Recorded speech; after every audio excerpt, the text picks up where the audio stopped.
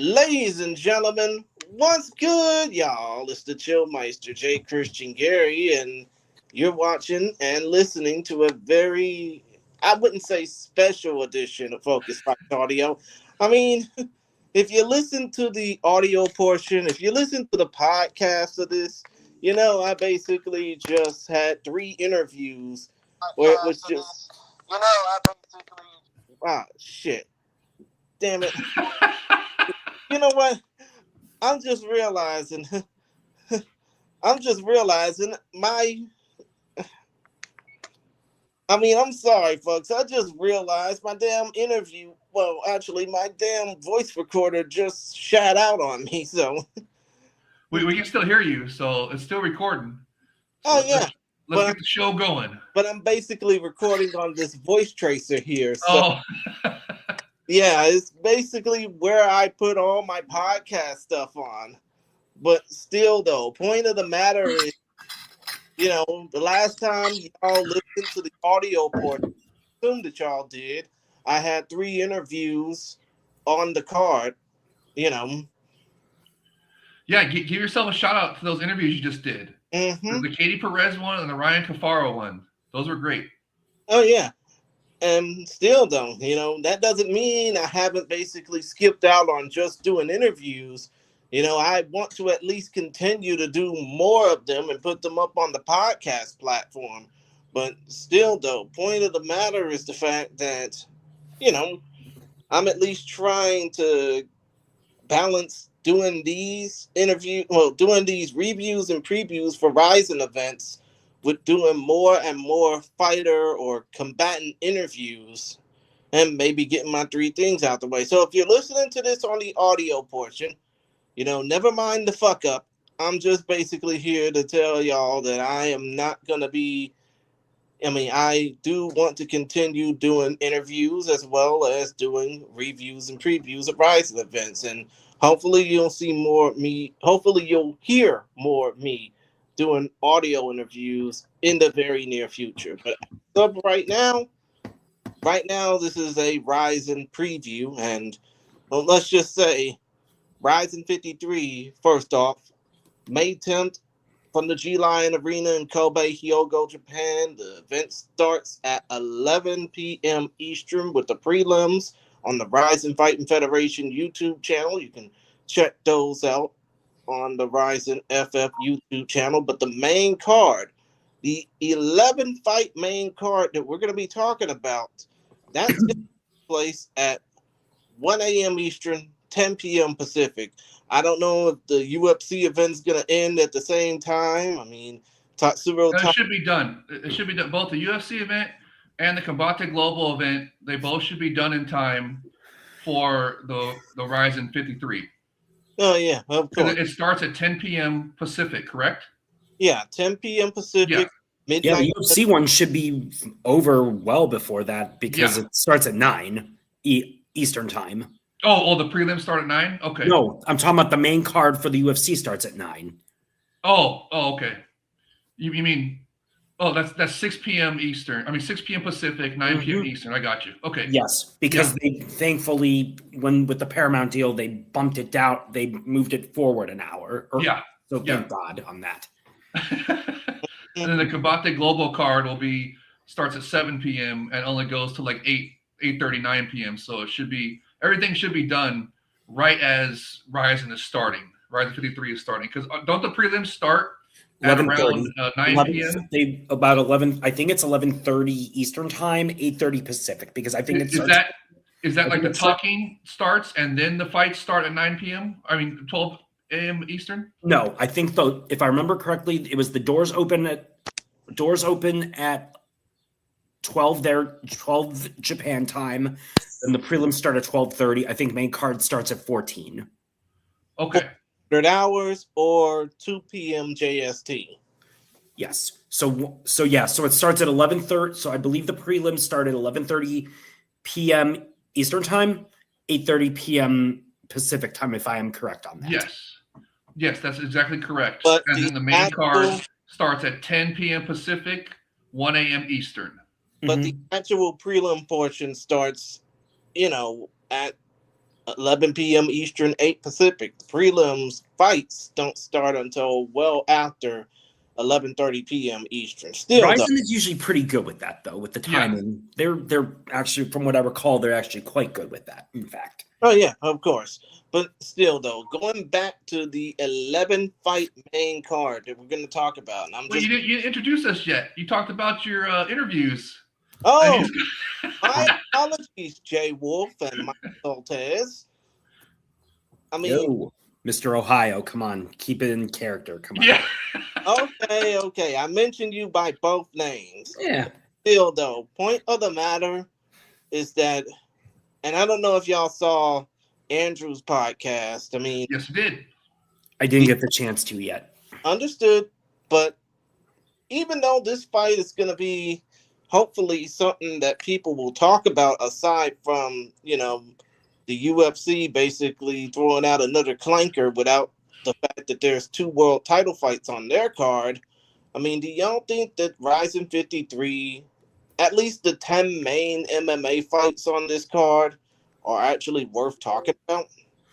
Yes, of course. They're superior rule set fights. Come on. And I guess we got how many kick fights do we got on there? 3 on the prelims. 3 on the prelims, and then 1 technically it's not a kick bout, but it's a standing rules only bout. Basically glorified boxing. Yeah, glorified boxing. Do we know if there's going to be any kicking or kneeing or elbows allowed in that? I don't think standing rules bouts, if I remember, like with Tension and Gomi, I think it was only punches, maybe some back fists, perhaps. Oh, okay. I could be wrong, but I thought they would have mentioned it being kickboxing specifically if that was the case here. But right. Maybe I'm wrong. So out of the how many fights we got total, Jay Christian? 11. There's 11 in total. 11 in total. So we got 4 standing rules bouts, 3 kick, 1 standing rules. Mm-hmm. So then we got about 7 mixed martial arts bouts to talk about? Was it 11? Oh, was it 11? If you count the prelims.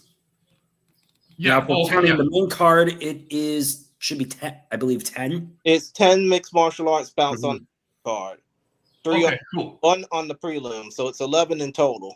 Oh, okay, cool. Very cool. But we're only going to talk about... You guys tricked me. You saying that there's only 11 bouts total on the card, but you bet the main card. Yeah, but still, though. You know what? Before we even get to talking about the main card in general, I just want to basically talk about the prelims. And, yeah. You were asking about, Jay Chris, you were asking about what they were talking about on We Are RIZIN podcast. They were saying about how this card is weaker on paper and they were blaming that on doing 1 event per month. And of course, what I think the answer to that is to expand the roster and bring in more fighters and add more weight classes. Just like, even the WEC had more heavier weight classes and more than just, 5 divisions of the lighter weight division. So yeah, but they primarily focused on those lighter weight classes. Yeah, of course. I'm just using an example that even the WEC, which was primarily known for the lighter weight divisions, like what RIZIN is doing right now, they even had heavier weight divisions and expanded their roster. They did not just rely on 5 lighter weight divisions. So to me, that's the answer to do, because I love this 1 event per month. It totally justifies a subscription on RIZIN.tv. It's only $16, $17, whatever it is. And it just is totally worth it. You get all access to everything. You don't have to worry about, catching the replay, within the week time frame or whatever. You can do it whenever you want. You watch the fights individually whenever you want. You got access to the archive. It's just great. So I'm really happy with the 1 event per month, and I just want them to, bump up, expand the roster so we get super quality cards. Because it's not that bad. It's just more of a Japanese. We were promised by Sakakibara-san that this year was going to be RIZIN versus the world, right? We're going to have a lot of and 52 and Landmark 13 were amazing, right? Just international fighters galore, and just, man, it was fantastic. The action was sensational. They were selling them out. But now this one is more Japanese centric. There's only a couple international guys. And then the next Landmark as well on June 6th, Landmark 14. That also does not have many international guys. On RIZIN 53, on this card in particular, and we're going to talk about I mean, we're gonna at least run down the prelims in just a moment, but on this particular card, you got 5 international. Well, actually, you got 6 international fighters. You got the main event, obviously pitting Uzbekistan versus Brazil. Yeah, banger. Yeah, you got Kai Wen Lee from China. You got, and then obviously you got Katie Perez, Ryan Cafaro, and yes, we're gonna count Jake Wilkins as an American as well. Because, See, that's what Drew was not doing. That he wouldn't count them. yes, Jake Wilkins, by nationality, by birth, is an American. He's from Albuquerque, New Mexico originally. Yeah. So he should count totally. So I guess you're right. I guess this does have some international guys. So, that's. I mean, it's not as bad as making, but I mean, it's not as good as RIZIN 52 and Landmark 13, right? So I was going to interject by saying that yes, expanding the roster is the answer, but RIZIN has, and I've said this before, they can only bring in so many people at one time. They have to keep their costs. They're not like UFC where they can bring whoever in. They have billions of dollars. They have a very specific budget, so it's going to be gradually. And in the short term, these next 2 cards in particular, especially after loading RIZIN 52 and Landmark 13, this is the result of it. It's weaker cards. That's just what it is. They have a solid roster, but it doesn't have enough depth as far as draws or names in order to make it appealing outside of hardcore fans. That's my opinion. And that will take time. But I do think that if they would have put one of the title fights from Landmark 13 to here, I think it would be a much more appeal. We would be looking at it in a much different light. Understood. Especially considering the fact that, this is not a fighting championship promotion. This is a fighting federation. Yes, but they still have a core roster. True, that they do, especially that they signed. I was also going to say, as far as expanding, I know this won't happen, but my suggestion would be adding men's strawweight. Oh, I love it. Yes. Why not? You know what? That would make a whole lot of sense, especially considering the fact that there's only very few promotions in mixed martial arts.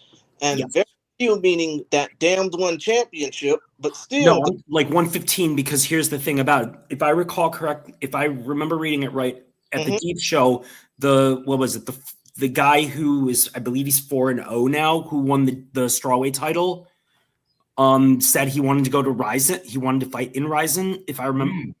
So why not test that out and see if you can build, if this guy's got something, and build a division around him? Now, one of the centerpieces. Are you talking about Pancrase or Shudo? I'm talking about Deep. Yeah. Oh, okay. Because if I recall, during that big show at the Boontai, that the strawweight title was contested. Yes. Yeah, that was a banger event last night, and Juri Ohara scored a sensational stomp knockout. That was over Kuramoto. Over Kuramoto. That would be someone you could potentially maybe have him fight Shunta Nomura if Nomura comes back anytime soon. Or is that too dangerous? Not to get too much off topic. No, hey, I'm all for it. Get them both back in the Epic RIZIN under the superior rule set. I love it. That and the fact that Tatsuya Mizuno, former Dream Grand Prix finalist, also retired on that card. Mm-hmm. Yeah. Yeah, and he did. And also that tweet about that. Akazawa. Yeah, Akazawa is now going to be a part of the Japan Prix. I know. Yeah, we'll leave it at that. Moving on. Yeah, let's move on. Let's talk about the upcoming. I mean, first of all, let's go ahead and run down these prelims real quick. Just real quick. You got 3 kickboxing bouts. Shota versus Tomoya Sudo. That's at 57 kilos, 125.5 pounds. You got women's flyweight action. And by flyweight, I mean in boxing terms, but in actuality, it's women's atomweight. Junior Juna Juna Koda Koda versus Hinata Kitano. That's at 46 kilos, 105, maybe 103 pounds, if I'm not mistaken. You got Yushi, not Yushi Sakura, versus Asataro. I mean, let me go ahead and check and see if this is the Yushi that we're talking about. No, it's not. We just that I made the same mistake on the We Are Rising podcast because when I was glancing over the card, I thought it was the we'll call him the entrance Yushi, the one that makes entrance like Michael Jackson, and is all done up, he's got that coat and stuff that with the lights, and he does the hard step into the techno and stuff. That Yushi. Okay, we get it. So basically, it's the guy. It's the Yushi in this case that doesn't know. Yes, and we had a funny joke about it on the We Are Rising podcast. Drew's guest, Muhammad Tausif, on Tausif, I forget, that's like Tausif 24 or something on Twitter. He came with a hilarious joke about it. It was he called him the Timu Yushi. I thought that was great. But basically, long story short, is going to be Yushi versus Asataro. And both of these guys, the only similarity they have is that actually, Asataro fought on a RIZIN prelim card before. So, welcome back after 3 years away. But still, them should be interesting to watch.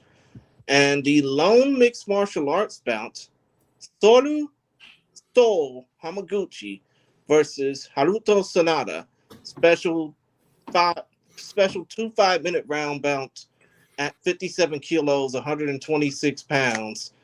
But still, though, aside from the 3 kickboxing bouts, I mean, do you think that anybody's going to have any interest in Hamaguchi versus Sanada? Maybe because they're locals. Maybe other than that, not really. But maybe one of them comes in and they can get a contract. Huh. That's why they're there. So basically, long story short, this is nothing more but a proving ground fight, right? Essentially, yeah. That's what I see prelims as.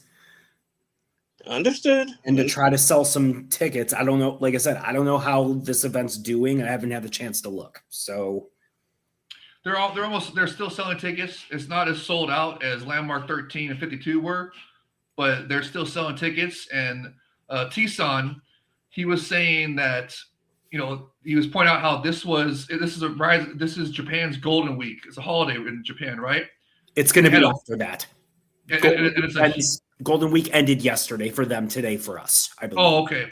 So, but they had a bunch of big events, right? Mm-hmm. With culminating with the Inoue boxing match, mm-hmm. right? So there was a bunch of events that was, got the Japanese combat sports fans to spend their money to go to. And then you got RIZIN 53 here at the tail end of it. And T-San was saying, we were talking about it saying, they should have lowered the prices if they wanted to have a quick sellout, right? You can't be charging, because it's tough to ask Japanese fans to pay for a bunch of different events, especially an Inoue boxing match, and then the very next weekend come over to, still go to the Epic RIZIN Fighting Federation when it's kind of a weaker card on paper. Which, by the way, beat the match in terms of pay-per-view numbers. Barely, they said. They said it equaled, but the attendance beat it, right? But here in the United States and in some places around the world, we weren't able to see it until the final 2 fights on the card. We were able to see Ioka and Takuma, and then the Takei fight, and then the main event. Yeah, it was very odd that they then showed Jin Sasaki, but that's besides the point. Yeah, especially considering the fact that it was his second fight after getting knocked the fuck out by Brian. Mm-hmm. Well, that's the zone for you. Yeah, no shit. I mean, think about it. I hate to be back in my day type of guy, but remember last year on Top Rank's streaming platforms, I think it was their live stream fast channel and on their Facebook page, they shown the whole damn card. Yeah, DAZN is primarily a British-based operation, so there you go. Yeah, and they're known for strictly bullshit, but they are, and for lagging and just for lack of quality control. But anyway, that's either here nor there. Moving on. Yeah, we can basically piss on the zone whenever they have their upcoming 4th of July card in Cleveland, which is your territory. But Oh, my brother and I are definitely going there. Believe me. Yeah, but Abdullah Mason. Oh yeah. Yeah, Abdullah Mason and Shushu Carrington, and Joe against Joe Cordina. Right, but enough about all that. Yeah, let's get back to the card. So we don't really care about the prelims because they're mostly kick. And they just got one mixed superior rule set, mixed martial arts bout. So we cover those. Let's move into the main card now, or the undercard, I guess you should say. Well, you know what? Like we always do when it comes down to these fight cards, we got to talk about the main event first. Oh, okay, cool. Very cool. Work our way down. And, might as well go ahead and talk about the biggest fight that's going to be taking place on this card. It is Ilkhan Nazimov's first lightweight title defense after shocking the world by defeating Roberto Satoshi de Sousa on New Year's Eve, oh, by the way, by becoming the RIZIN lightweight champion on a short notice fight, oh, by the way. He beat Roberto Satoshi de Sousa when he was supposed to have knocked out or stretched out Beinoa. Of course, Beinoa will be fighting on the next card. But still, the point of the matter is Ilkhan Nazimov, who was undefeated in RIZIN, 4-0 overall in the promotion, 13-3 overall as a fighter, originally from Uzbekistan, fighting out of Russia in a town that I cannot pronounce. He'll be facing off against Luis Killer Gustavo, who is 15-4 overall, 7-4 in the RIZIN Fighting Federation, representing Brazilian TKO, fighting out of Curitiba by way of Colombo, Paraná, Brazil. He made his name into the title picture known as he knocked out or basically beat the hell out of Taisei Sakuraba in a heritage bout that happened on New Year's Eve. And I say heritage bout because I thought it happened back in February or March. Okay. Let me go ahead and look down the list real quick. All we know is that he beat up Taisei Sakuraba, and yeah, that was back on March 7th. So you're right, Mike. No, and if I remember, wasn't Taisei outboxing him until he just leaned into that vicious right hand and got his jaw broken and knocked out into next week? No. I mean, Jay Wolf, you remember that fight, don't you? Oh, yes. That was a sensation. I mean, Taisei was holding his own. I thought Taisei was winning that fight until Gustavo landed with his one-punch power, finally caught him. I mean, it's arguable if he was winning or not, but he certainly was not getting, just rolled over and steamrolled. So he was definitely holding his own, like Mr. Ohio was saying. And it was just a sensational performance by Gustavo. Luis Killer Gustavo broke his jaw, everything. I mean, just annihilated him. So that was, this is a great fight. I loved it. I'm super happy with this main event here. This is going to be an absolute banger. 2 international fighters going at it, bro. 2 strikers. This is a Striker's Delight certified, J-Wolf certified Striker's Delight right here on a superior rules set. Man, we got this. Just keep in mind, Nazimov can grapple. Yeah, I know, but they're strikers, right? Yeah, I mean, but Nazimov has that extra dimension that Gustavo doesn't. Well, you think Gustavo can grapple a little bit? Not to the extent that Nazimov can. Okay, I mean, Gustavo's Wanderlei Silva protege, so he's going to have some Brazilian Jiu-Jitsu under his belt. So yeah, here's also the thing, Jay Wolf, and I'm basically parting this to a 2-part question. When it comes down to Luis Gustavo, this is his second time going after the RIZIN lightweight title. He lost to Roberto Satoshi de Sousa in 21 seconds back at RIZIN 48, if I'm not mistaken. Yeah, 48 back in September of 2024. The last time that Ilkhan Nazimov knocked out somebody, it was in 13 goddamn seconds. But still, though, point is, what do you think will basically need to be different in order for Gustavo to win this fight? And considering Nazimov is undefeated in RIZIN, are we seeing a second European badass aside from Roger Bali Shardulayev take over the promotion? Oh yes, I certainly hope so. I mean, like I said, I'm super excited about this bout. This is clearly the main event. I mean, it's sensational in my opinion. I love how it's two international guys, two strikers. Like I said, it's a certified striker's delight in my book. And like Mr. Ohio was adding, they both they know how to grapple, so they got the extra dimension to them. So it's going to be a really good fight. It's a fantastic title fight. And I mean, I just wish it was more rounds. I mean, we might not need all 3 rounds because somebody could be going to sleep. I mean, this fight has high violence potential. Okay, really high violence potential. I'm expecting ultra violence in this one because both guys know the assignment.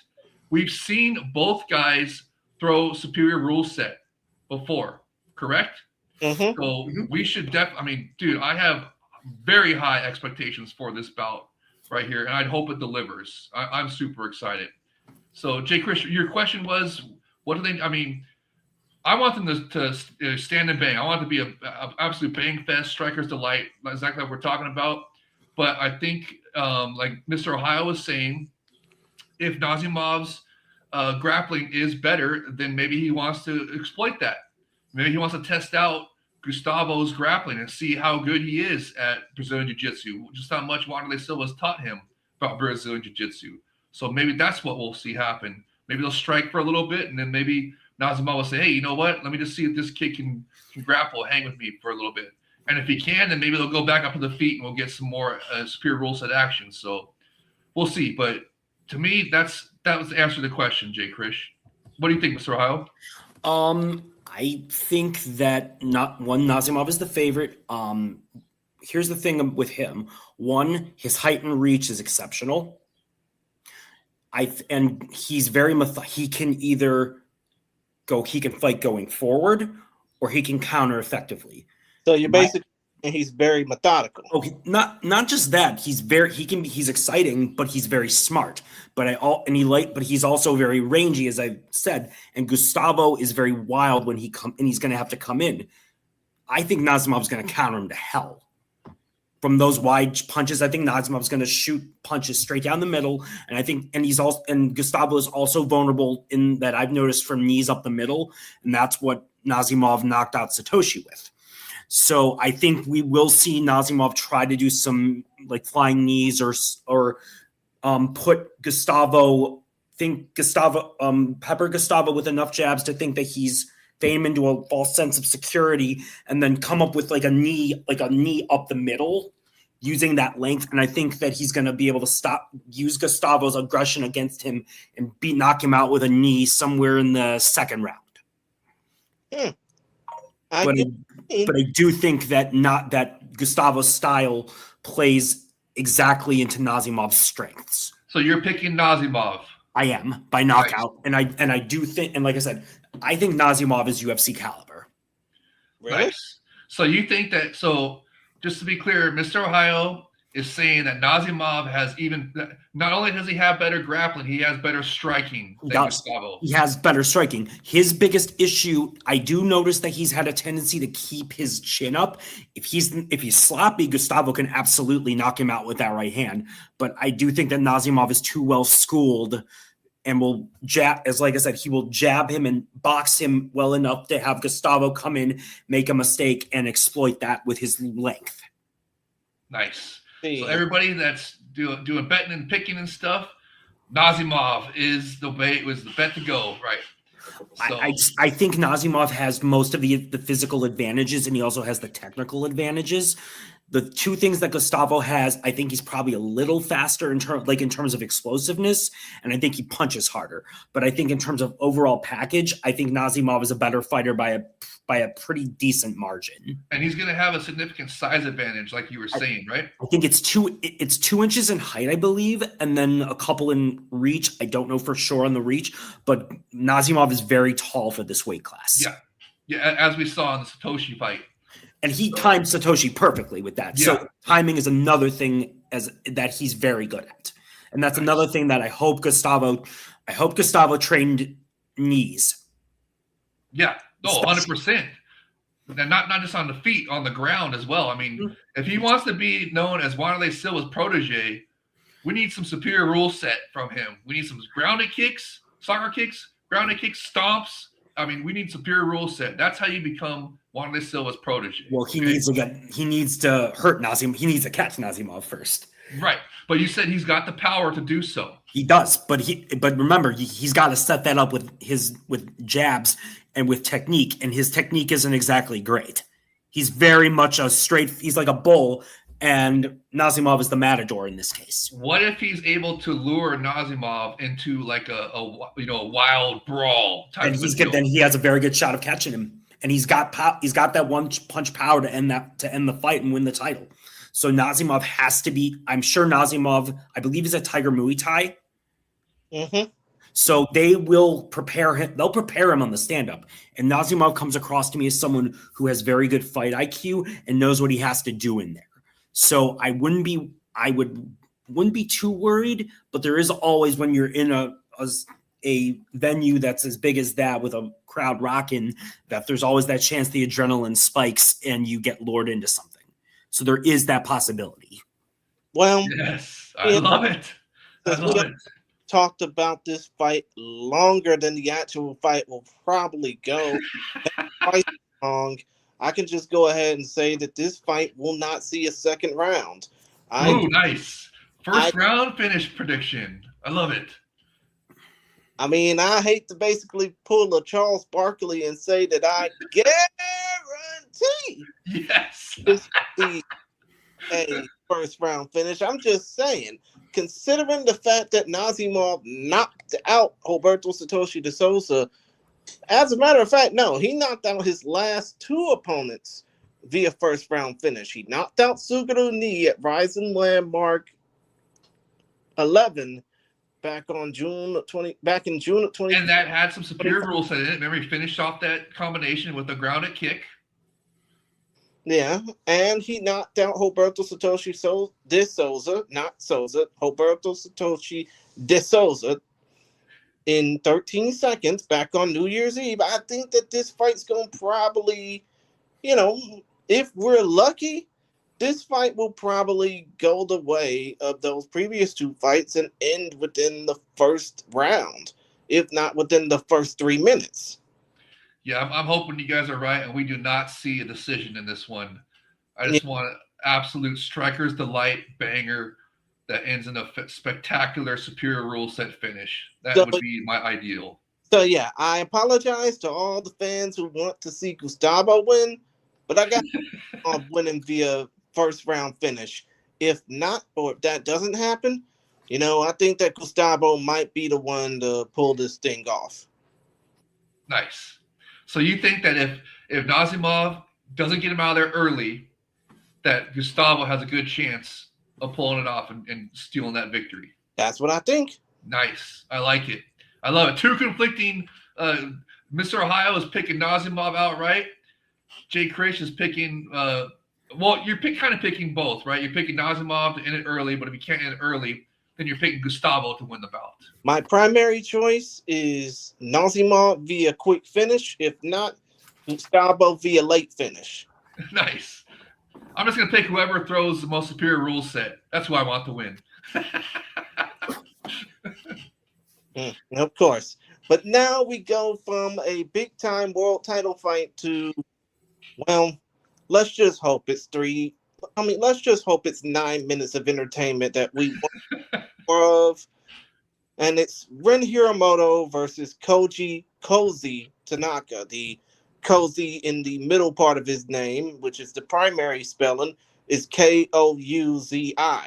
But still, though, point of the matter is the fact that we got two J-kick fighters in an open weight bout. I'm pretty sure both of these guys are going to probably weigh in at no heavier than 160 pounds, which is around 75 kilos. But still, though, point of the matter is the fact that, actually 75 kilos is 165 pounds. But still, though, point of the matter is that, let's just face it, Ren Hiramoto hasn't had a fight since he beat up Mikuru Asakura in front of 50,000 people at the Saitama Super Arena almost 3 years ago. Really 4. And Koji hasn't had an actual fight since he lost to Ryusei Catfish Ashizawa at Super RIZIN 3. He had the fight with Cena last year, but does that count? Yeah, fuck Cena Karimian. But still, though, when it comes down to this particular fight, it's a standing rules bout, which primarily means boxing with spinning back fist for 3 rounds. But still, though, is this fight going to be entertaining enough for us to warrant either one of these two men coming back? Yeah. Yeah. Two reasons. One, because Koji always comes forward and always brings it. I mean, he's slow as a snail, but he's persistent and he has an iron chin. And Ren's rusty as hell, so it should be interesting. And plus, these two will talk a bunch of crap. So, and they sell they sell tickets. So yes, we already know Ren is coming back for Super RIZIN 5 in September. Okay, I mean, to be honest, the dude hasn't had an actual fight in about 2 years, and is currently riding a 2-fight winning streak after, well, knocking out Mikuru Asakura, then defeating Ren Yaman Sugiyama back on New Year's Eve 2023. But remember, he's coming off an injury, and then he re-injured himself when he was coming off the injury before. So that's why it's taking so long. So basically what you're saying is hopefully this man can at least catch a break, let alone, embarrass himself. I mean, Drew thinks he's making it up and just milking the last man standing title for all it's worth. But I don't know. I mean, I know for sure he was hurt, the first time, right? But, who's to say that he didn't hurt himself again? So he seems to be injury prone as hell, but either way, he's back. So exactly. What's done is done, and go forward. Mm-hmm. Yes. Come to think of it, Inoue Nakatani, this will not be. Hell, Mayweather Pacquiao too. This ain't gonna be. But, I mean, it could be like a British level domestic fight. That would be good enough. Oh, you mean like a club boxing bout? Mm-hmm. Or some Commonwealth titles. Oh Lord. I mean, I hope that the club boxing scene in this country don't die out because, the fucking Ali Boxing Act being approved. Was it? Yeah, I hope it's not. But still, the point is. Yeah, but either way, these two, I would imagine these two, Koji will come forward and bring it, and we'll see how much ring rust Ren has. That's pretty much what it boils down to. But Ren is a much better technical kickboxer, much faster, bigger, blah blah blah. So there's not much to say about this.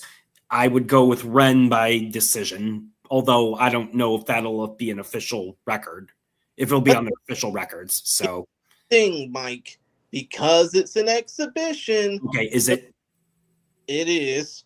Because it's an exhibition, the results don't matter. Unless it's a knockout, and then the result will definitely matter. All right. But again, because it's an exhibition, it doesn't matter. All that matters is these two fighters are coming out healthy, and we'll be able to see them very soon. Jay, what say you before this fight? Before we move on to talk about the next fight. Yeah, I just hope it's a banger, entertaining, and I'm really excited to see Ren Hiramoto back in action. That's what we all want to see. And Cozy is not like just some chump, right, Mr. Ohio? He's not. It's just that he's getting up there in age, and he's always been very slow with his hands and feet, but he's persistent. But here's the thing, though. When he fought that big-ass bodyguard of Floyd Mayweather, Jizzy, when he fought Floyd Mayweather, was he considered slow? Yes. Okay, he didn't fight Floyd Mayweather, but he fought Floyd Mayweather's protege in Jahan Ingram. And wait, are you talking about Jizzy Mac? And he knocked out Jizzy Mac and made him into a human meme. Yeah, Koji's always, if you've watched him during his K1 days, he's always been slow, but he's been persistent. He never stops coming forward. That's his game. And J. Chris, you brought up briefly, but he just had an exhibition with Cena Karimian, right? Again, fuck Cena Karimian. Yeah, but that was entertaining, was it not? It was better than we thought it was going to be, right? It was entertaining for Koji. It was irritating to watch Cena Karimian basically be an asshole. Yeah, but Cozy did better than we all thought he was going to do in that bout, right? I mean, he didn't get Outsized. killed. I mean, he didn't get dropped, so good for him. Yeah, I mean, because he was like, I mean, how many pounds has he given up in that bout, right? Who freaking knows? I know. And not to mention Cena's sins. How about that? Yes, but you know, Cozy is, you know, he's under 150 pounds, right? He's 100 what? 100. I think he fights at bantamweight usually. So 135, 145 pounds, something like that. Yeah. Bantamweight is 135 pounds. Mm-hmm. So you said this bout was a catch weight of what was it again? Probably 160 to 165 pounds. Okay, so still, that's what they're walking in at. That's still like, you know, over 50 pounds lighter than what Cena Karimian is. So that was a pretty impressive showing from Cozy, in my opinion. Oh yeah, and of course, Koji gave up 100 pounds in his fight with that asshole from Iran. That's what we're talking about. So it was over 100 pounds, not just over 50 pounds. See, that's even more impressive. He was able to hold his own and make that entertaining bout. So I'm expecting, you know, I just want to see a good, entertaining bout. I'm excited to see Ren Hiromoto back in the ring, and he's not against some chump that's, you know, just going to roll over for him. So it should be really good, actually. I think I don't know about it being the co-main event, but I understand it because Ren is a superstar. And in my opinion, I think he is the second biggest star in RIZIN. I know Drew likes to disagree with this, but he doesn't ever present who he says is the second biggest star. So, Drew, right there. Who is the second biggest star in RIZIN if it's not Ren Hiromoto, buddy? You never answered that question. Mike, who do you think it is? Ren is one of the 3 or 4. I'd have to. Mikuru obviously won. Right. Maybe not Satoshi. No. It's Ren. It's got to be. Come on. Who else is there? Hagiwara. Chihiro. I mean, if you're talking about domestic stars in the promotion, I mean, Andrew's basically pointing it right there. It's Mikuru Sakura. That's number one. We're saying the second biggest star, buddy. Come on. Hagiwara, yeah. Hagiwara, you think is bigger than Ren? Oh my god. Okay, whatever. For start, he can sell in Osaka, and not to mention he's actually can stay healthy. All right, well, we'll see. I mean, Ren is coming back right now, so we'll see how it goes. I mean, you know, he's coming back, knock the ring rust off, and he's fighting on Super RIZIN 5 in September 10th. Yeah, so, but here's maybe you could make a case for number 3 or 4 maybe being Kiyoma now. Yeah, of course, but still though.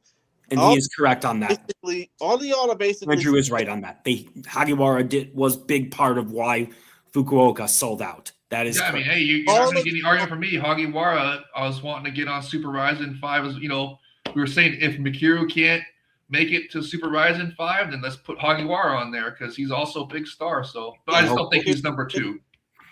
All of y'all are basically implying that Hagiwara is a draw, and I can agree with that. Yeah, and they need to match him even more carefully. That's another discussion. Forget that the dude is still an under 500 fighter, and let's not forget that if Kaleo Mehula would have made weight, his ass would have still been an under 500 fighter with a knockout to show for it. I get that, Christian, but that doesn't mean people won't pay to see him fight. Charisma trumps a lot of things. You know that. Yeah, I know. Drew, he's not just popular online, bro. He gets mobbed at the freaking weigh-ins. Kids are coming up to him, getting autographs and stuff. Come on, dude, get out of here. There's a such thing, winning fighter, losing team. I think that when it comes down to Hagiwara, and this can also go to Hiroya Kondo as well, who's also pretty popular, but wins matter. And, it doesn't I really don't give a flying fuck about who wins and who loses this exhibition bout, to be honest. I think that Ren and Koji hopefully will have a fun fight, and hopefully we'll see them again soon. But as far as wins and losses, also, Chris, change your mic. It's static. Yeah.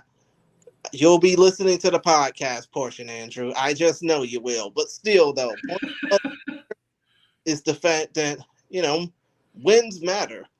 And if Hiroya and Kondo, no, shit. If Hiroya and Kyohei and even Joe Hiramoto, for that matter, you can also say he's pretty popular. If those fighters can get more wins, then I'll start to give a shit about them.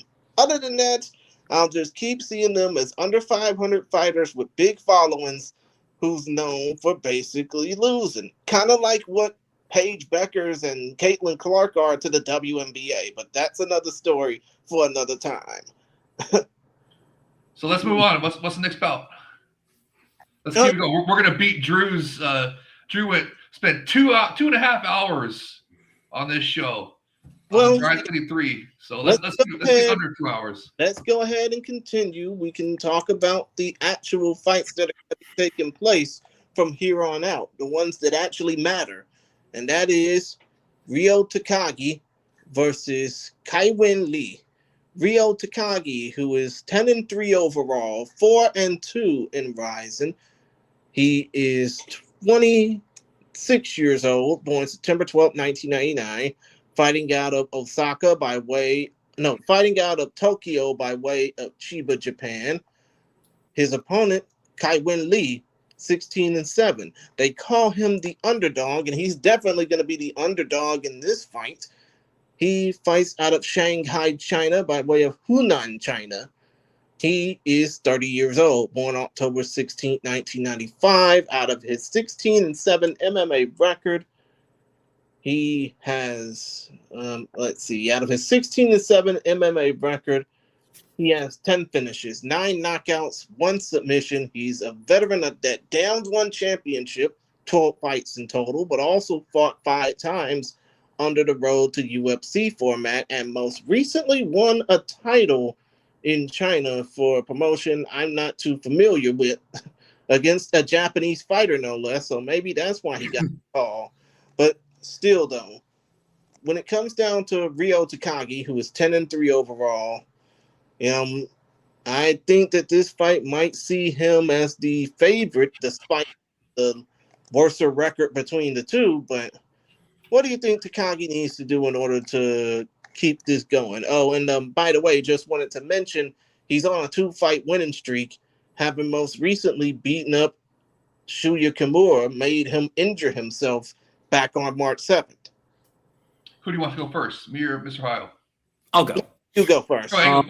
Long story short, I think that I think that Takagi needs to is going to keep this fight standing because he's primarily a striker, and he does have good technical striking. He's got a really nice right hand. Kai-Wen Lee, I've seen clips of him. Looks big. For one, he looks bigger than Takagi. He looks pretty big for, I believe, at featherweight, correct? Yeah, this fight is a featherweight fight. Mm-hmm. So I would imagine that he'll try to impose his size on Takagi. Even though Takagi looks like per Tapology, he's an inch taller, Kai-Wen Lee, at least from what I've seen, looks physically bigger. But Takagi needs to box him. And use that jab, set up the right hand. I would like to see him use his left hook more and throw more combinations. He has this tendency to, at least from what I've seen, only throw one shot at a time. So, and Kai-Wen Lee, from what I've seen with the clips, pretty diverse as far as his striking arsenal. So that 1-2 is not going to get it done this time. I see. And when it comes down to you, Jay Wolf, considering that the Chinese fighter will be making his debut in, yes, Drew. Do you see the comment that Drew's leaving? Yes, I will. You know why, Drew? Because this guy is actually a good Chinese fighter. This guy, I remember his fights from one championship, and they were really good. They were bangers. And I think if I remember correctly, he knows the assignment already because he was fighting in one championship back when they had the actual superior rule set before they pushed out and only allowed grounded knees. So, he put on some bangers back then. So he's a pretty good fighter. And, everyone's calling him Kai-Wen Lee, but back in the one championship, they were saying that he was Lee Kai-Wen. So I don't know. Maybe that's... Basically, Lee Kai-Wen I mean, basically using the last name first. But Oh, is that how they do it with the like they say the surname first or something? yeah, Well, surname okay. first, and that's in most Asian cultures. But over here, we call the first name first, then the last. Oh, okay. So that's why they was announced as Lee Kai Wen all those years. So okay, that makes sense. But no, he's an exciting fighter, you guys. Really, he's really good.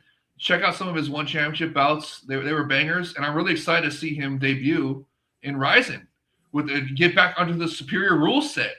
I mean, this guy he's a good. I think. I mean, Mike, you said. I mean, Mr. Ohio, you said he's going to be outsized in this fight. To me, I could be wrong because it's been a while that I've seen Lee. I did see him in one, but to me he looked physically bigger than Takagi. Okay, so you think that Lee's not going to have a size disadvantage in this one? No, but if Tapology, it's Tapology. If they say that they have Takagi as 5'10", Lee is 5'9". Okay. So there is that 1 inch advantage, and Takagi does box. He uses that left. He likes to throw that that right hand a lot. And Lee, he definitely likes to strike as well. So this has another high potential to be a striker's delight. And from what I recall, Lee uses punches, kicks, those type more than just punches. Yeah, and he's not afraid to get in there and brawl, if I remember correctly. So I'm expecting another high violence potential in this bout. And I hope it's another striker's delight. I really do. And I hope we get some more superior rule set. I'm excited to see if he knows the assignment, or if he remembers the assignment and throws a superior rule set. So wait, hey, Drew, no more Chinese. Okay, I swear this is my last Chinese pick right here. No, if he doesn't win, no. If he doesn't have a good showing, if he has a good showing, then I get to have some more.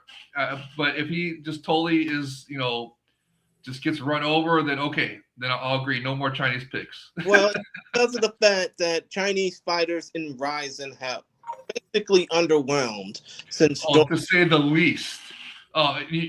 Drew's poking fun because I took the most recent Chinese fighter was I forget what his name is right now, but I took him in the RIZIN Fantasy League in the RIZIN fans Discord server.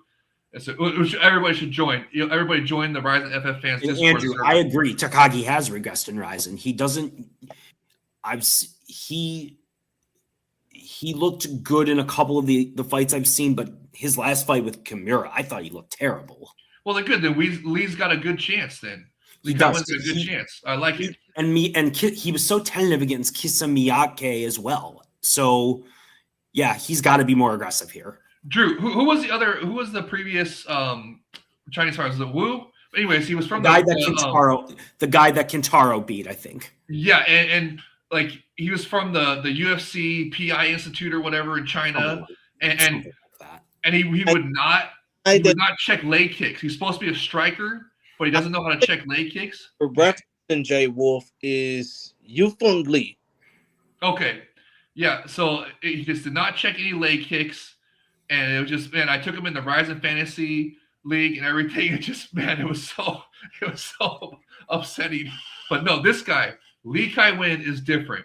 I'm telling you, I've seen him from experience with one championship, and he knows what he's doing. He knows the assignment. He should remember the assignment. He's got great striking. This should be a banger. So I'm really looking forward to this one. Well, let's hope at the very least he makes Takagi fight. Yes, this should be good. Real quick, I'm going to go ahead and give my prediction. I mean, I think that when it comes down to it, I just hope that, I'm going to go ahead, play it safe, say that Takagi will win this fight, but I just hope that when it comes down to Kai Wen Lee, and this can also go toward future Chinese fighters who join the RIZIN Fighting Federation, I just hope that Kai Wen does not stink up the joint. I hope that he fights worth the damn so that we can continue to see more Chinese fighters make that voyage to Japan just so that they can continue on with their fighting careers. I mean, if anything, variety is the spice of life, right? We need to see more of these Chinese mixed martial artists make their way to Japan just to get noticed so that when people see these fighters potentially go to a promotion like the UFC, they don't get treated as like, I don't want to say Throwaway. completely disrespectful or racist, but basically I don't want them to be seen as another Is a what? Joe Blow, another known unknown, so to speak. Oh, Joe Schmo, you mean? Yeah. John Doe, Joe Schmo, Joe Blow, whatever. Okay, but still though, Let's go to the next fight. Come on, let's keep it rolling. And I have Takagi by decision. Yeah, Oh, okay. I got Takagi via decision as I'm well. picking Lee Kai Win or Kai Wei Lin, whatever. Okay, now let's go ahead and go on to the next fight. You mentioned something about Yuto Kintaro Hokamura. He who once had one of the fastest KOs in mixed martial arts history, he will be faced off against former Olympic Greco-Roman silver medalist Shinobu Ota, who has not fought since he got wrecked by Danny Sabatello. Still though, Ota, the former Olympic silver medalist in judo, 6-5 in RIZIN, 7-6 overall, fighting out of. I'm sorry, I think I need glasses, but still though, fighting out of Konohe, Aomori, Japan, representing the black belt Japan Kashiwa. His most recent, he's currently riding a 2-fight losing streak, getting choked out by Yuki Motoya, getting knocked out by Danny Sabatello on Sabatello's way to world title prowess, and I'm going to defend this belt 80-something times or whatever. I can't wait. But still, though, his opponent, and Andrew is basically bashing me now, saying, who the fuck is Yuto Hokamura? It's Kintaro, or Yuto Kintaro Hokamura. You're doing the Glorious Bastards thing, Jay Krish. Is this 3? Oh yeah, of course. It's Kintaro, bro. Anyway, Kintaro is 4-7 in the promotion, with a record of 16, 15, and 2 overall, fighting out of and hailing from Osaka, Japan.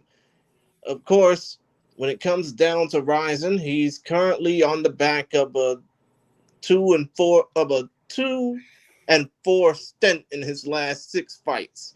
His most recent one to basically break the stride was back at RIZIN Landmark 12 in Kobe back in November, 3 days before I turned 33 years old. But still, though, point of the matter is he submitted Young-Fung Lee in the first round, heel hook, 1 minute 34 seconds back in November, even though he's currently riding a losing streak of really not just 2 and 4 in his last 6, more like 2 and 6 in his last 8. This dates all the way back to September 2021 for him, but still though, point of the matter is, and Andrew is saying, this is a typical Kansai region mismatch. But still though, when it comes a mismatch, damn, Jay, it's over. Dude, how the hell is this a mismatch, dude? Come on. Drew, who is supposed to lose then if it's a mismatch then? You think this is for Ota or for Kintaro? Come on. This is a pretty, I think this is a good, this is why it's on the main card. It's a banger, in my opinion. Ota is in need of a win really bad, and Kintaro is, is Kintaro coming off a win or loss right now? I'm blanking right now since we're live. But anyways, Ota is an Olympic silver medalist, Olympian silver medalist in Greco-Roman, right? So he's got some grappling, and Kintaro he's known for he's put on bangers before, has he not? Can we all admit he's put on some bangers before? I think he has. Yes. Okay. So this is Ota's going to have to bring it. Remember that there's new rules, right? Remember new scoring criteria. So 10-point scoring system. I think I know what you mean. Yes. So Ota is not going to be able to just grapple him for 3 rounds. He's going to have to do something other than just grapple, right? I'm hoping if he does choose to grapple, we're going to see some suplexes and all kinds of cool throws. But he can't just hold him on the ground. He's going to have to be active. So, I have more expectations than just. I just take issue with Drew dismissing it as some freaking, mismatch or whatever he was saying. Who Drew, you can't just talk shit like that without explaining yourself. Who is it supposed to be a mismatch for? Ota or Kentaro? So, I'm curious what you have to say about this fight.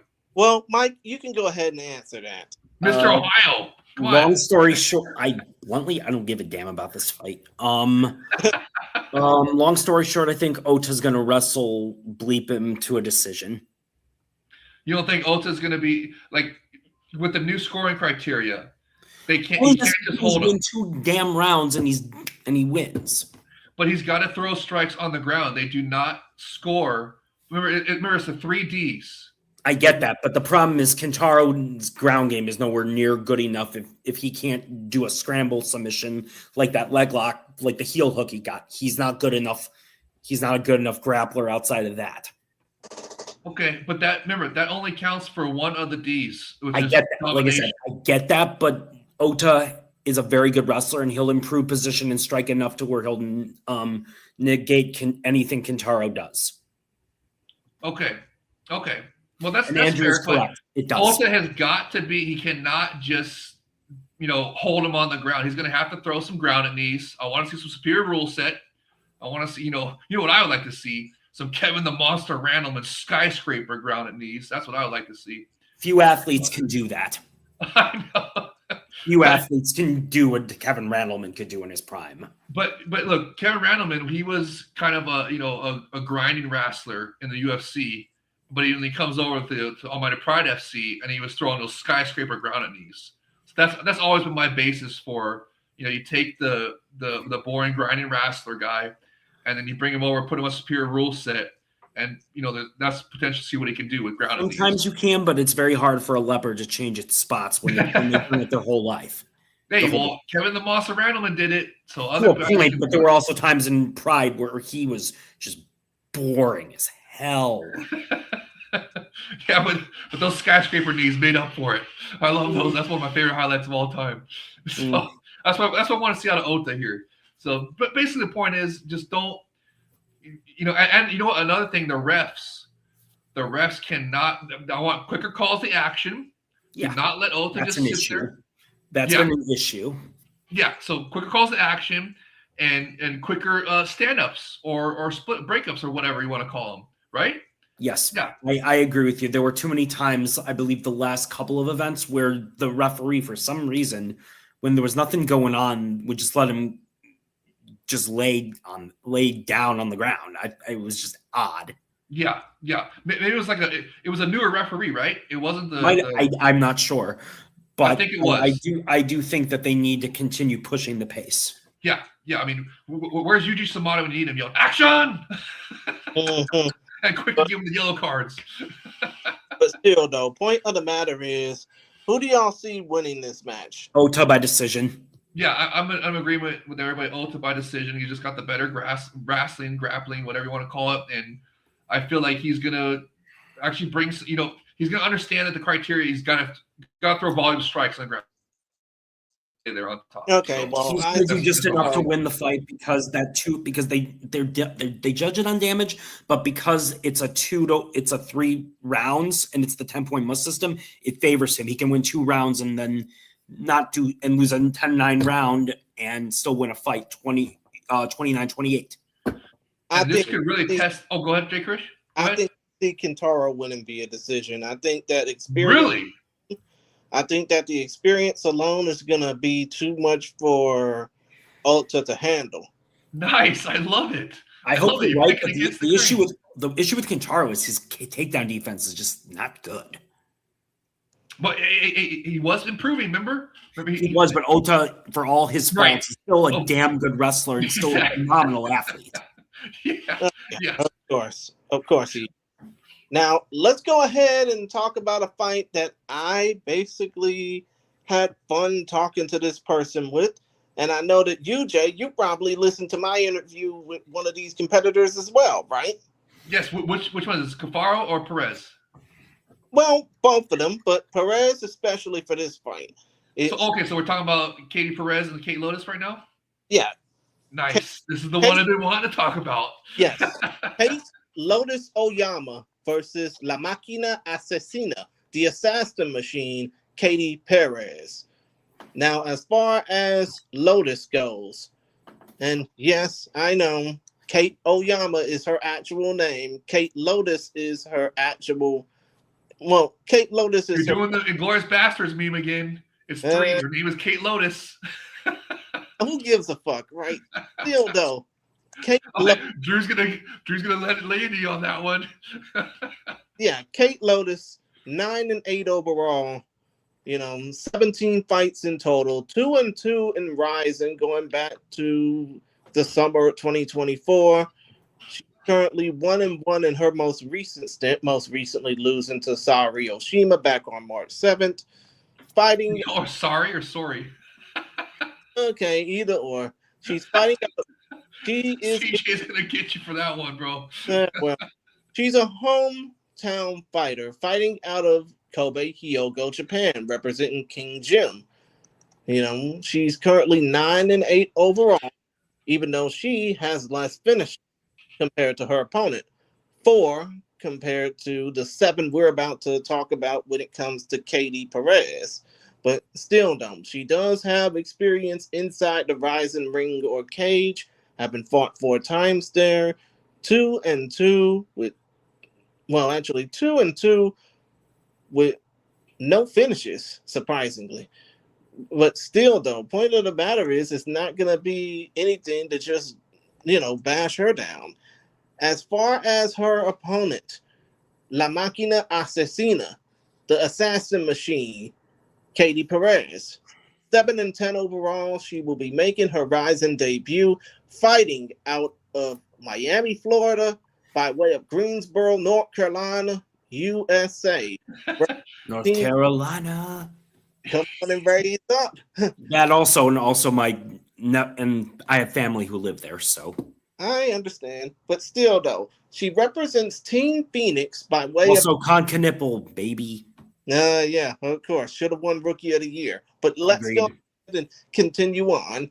Katie Perez represents Team Phoenix by way of the Institute of Human Combat in Greensboro, North Carolina. But still, though, she's 32 years old, born May 24th, 1993 in Miami, Florida. And like I said, all of her wins are by way of finish. Never mind the fact that she's 7-10 overall. I was gonna say, so does that mean if she loses, she's a good candidate for Game Bread? I would think so, but still, though, does Game Bread do atom weights? I don't know, but I'm saying just based on the quality of fighters they bring in, why not? I mean, they don't do atom weights because only Epic RIZIN Fighting Federation and Kabate Global do atom weights right now. Of course, Deep Jewels, all them, but. Anyways, continue, Jay Krish. I'll get to that when you let me finish what you're saying. Yeah, but here's the thing, though. This fight will be contested for 1 at 112 pounds, and 2nd for Katie Perez. This will be her 2nd consecutive fight internationally, as she beat up Alice Mikhailowicz on Valentine's Day in France. So, I talked to her about that, and she was actually pretty excited to want to fight on this card. And of course, I mean, by the way, she's got an upcoming fight on July 11th that it's neither here nor there right now, but still, don't give us some more teasers from the interview with her. Basically, she's an artist who loves to draw up sketches about her experiences, especially when it comes down to the big fights. She's a former 7-fight veteran of Combate Global. I'm pretty sure you love that, Jay. Yes. But still, the point of the matter is that she's a down-to-earth, very energetic, very free-flowing person. And if you listen to the interview that's currently available on your favorite podcast platform of choice, or you can check out the interview as of the time we're recording this video, tomorrow night, it'll be airing on our YouTube channel, so you can check that out for yourself. But still, though, when it comes down to Perez, she basically had that submission win in France on Valentine's Day, snapping a 2-fight losing streak. So, they have the same, both of these fighters have the same number of fights, 17. And I think that when it comes down to I mean, I don't know what else to say other than Andrew basically bashing me saying, Chris, I swear to God, if you read another thing of incorrect info from Tapology, I'm going to make you eat my shoe. Oh, yeah. I mean, like I give a fuck. But still, the point of the matter is this. When it comes down to this particular fight, you got two fighters whose strength of schedule can't be any more different. But when it comes down to the end game of this, which Kate do you think will come out on top? Who do you want to go first? I'll go first. Mr. Howe, go ahead. Long story short, I'll go with Miss Lotus. Really? Why? Yeah, why? Just based on looks? He's improving, and her I think better striking.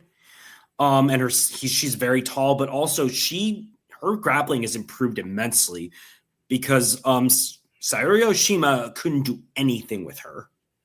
And if this was the old rule set, or if it was the old score criteria, she would have won that fight.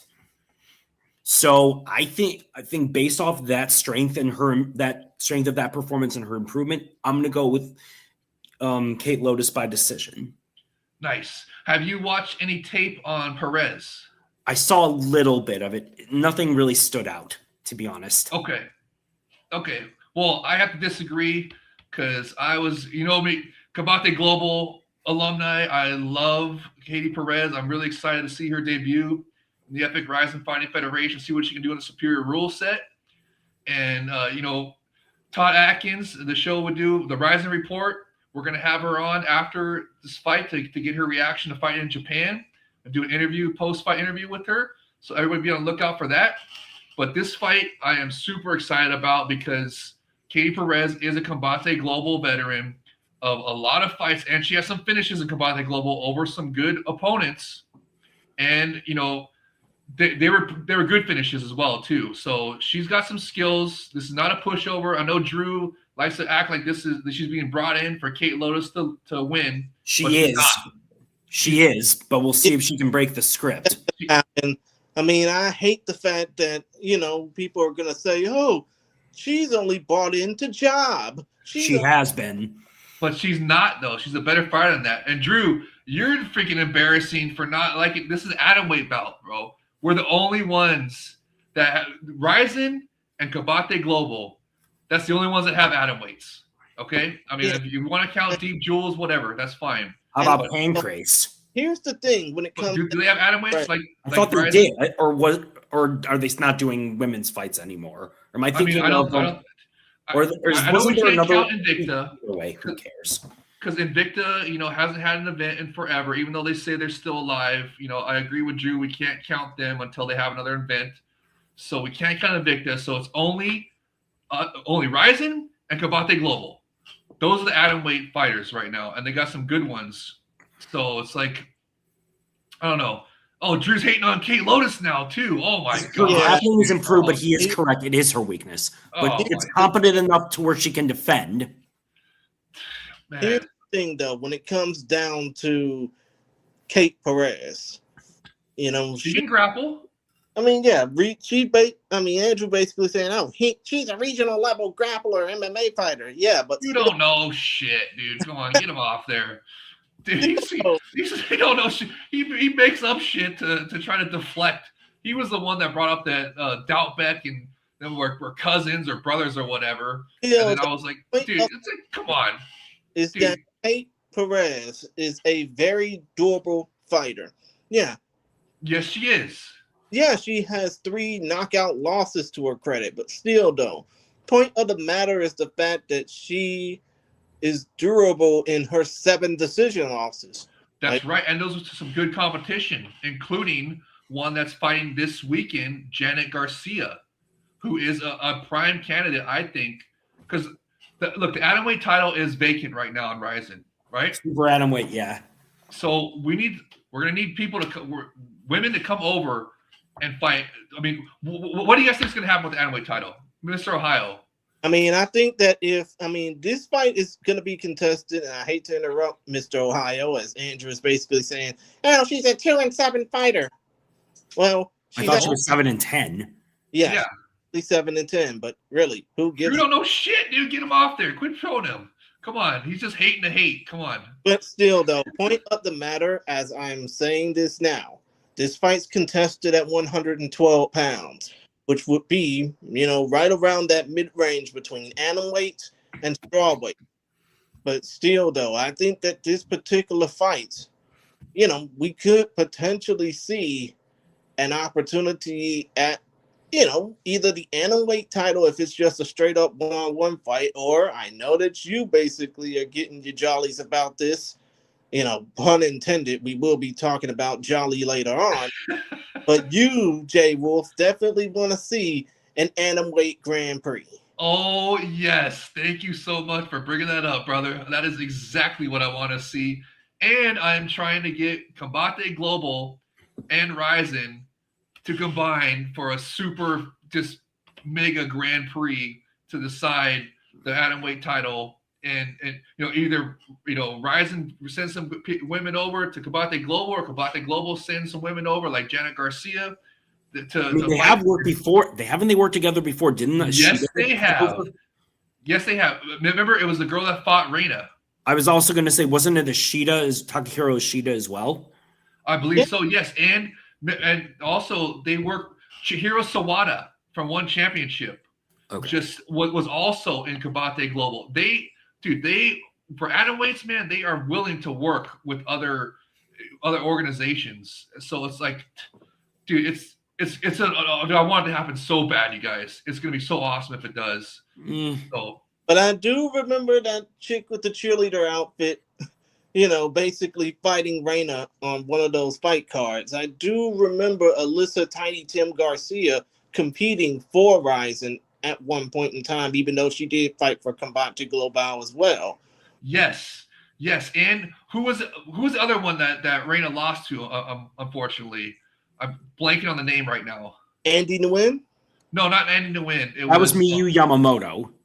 Yeah, but who was the one that Reina lost to? Can you look it up real quick? Lindsay No, the Combate Global girl. The one that Izawa choked out in a minute. Yeah. Claire Lopez. Yes, thank you. That's it. Gosh, it's because we're live, bro. I can't remember things off the top of my head exactly. But anyways, that's another one that was Combate Global. So I'm so excited. I want them to work together so bad. Andrew is basically asking, are you trying to make Kate Perez out to be like? Oh my, no, dude, no. But you're sitting there acting like she's he's trying to make her.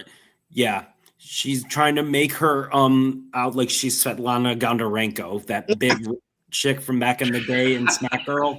Yes.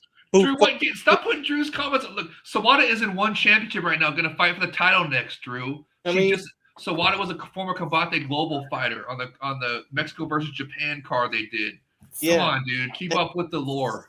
And I do remember those fights with Svetlana Bondarenko versus Megumi Yabushita. Oh, those were glorious. Yeah. Anyway, but we're way too off topic. Come on, moving on. Yeah, come on. This is gonna be a banger. Who are you guys picking? Let's pick. I have Miss Lotus by decision. Nice. I got Miss Perez via knockout. Oh, that'd be a huge upset. I would love to see that. Actually, no, I got Miss Perez via submission. Oh, nice. Okay. Now, if that happens, a huge upset if it were to happen, right? 100%. Yeah, because I guess the consensus is that they're bringing in Katie Perez to lose to Kate Lotus, but I don't think so at all. And if if Katie Perez is able to pull off the upset, do you think we'll see her back for that potential atomweight Grand Prix? It won't be a Grand Prix, but she'll be brought back to be fed to someone. I won't say that it won't be a Grand Prix, Mr. Ohio. Come on. I just did. I'll say it again. No, don't. Hey, J. Chris, mute him. Don't let him say that again. Think of it. She does have another fight coming up in July. Perez does for some promotion. I think out in.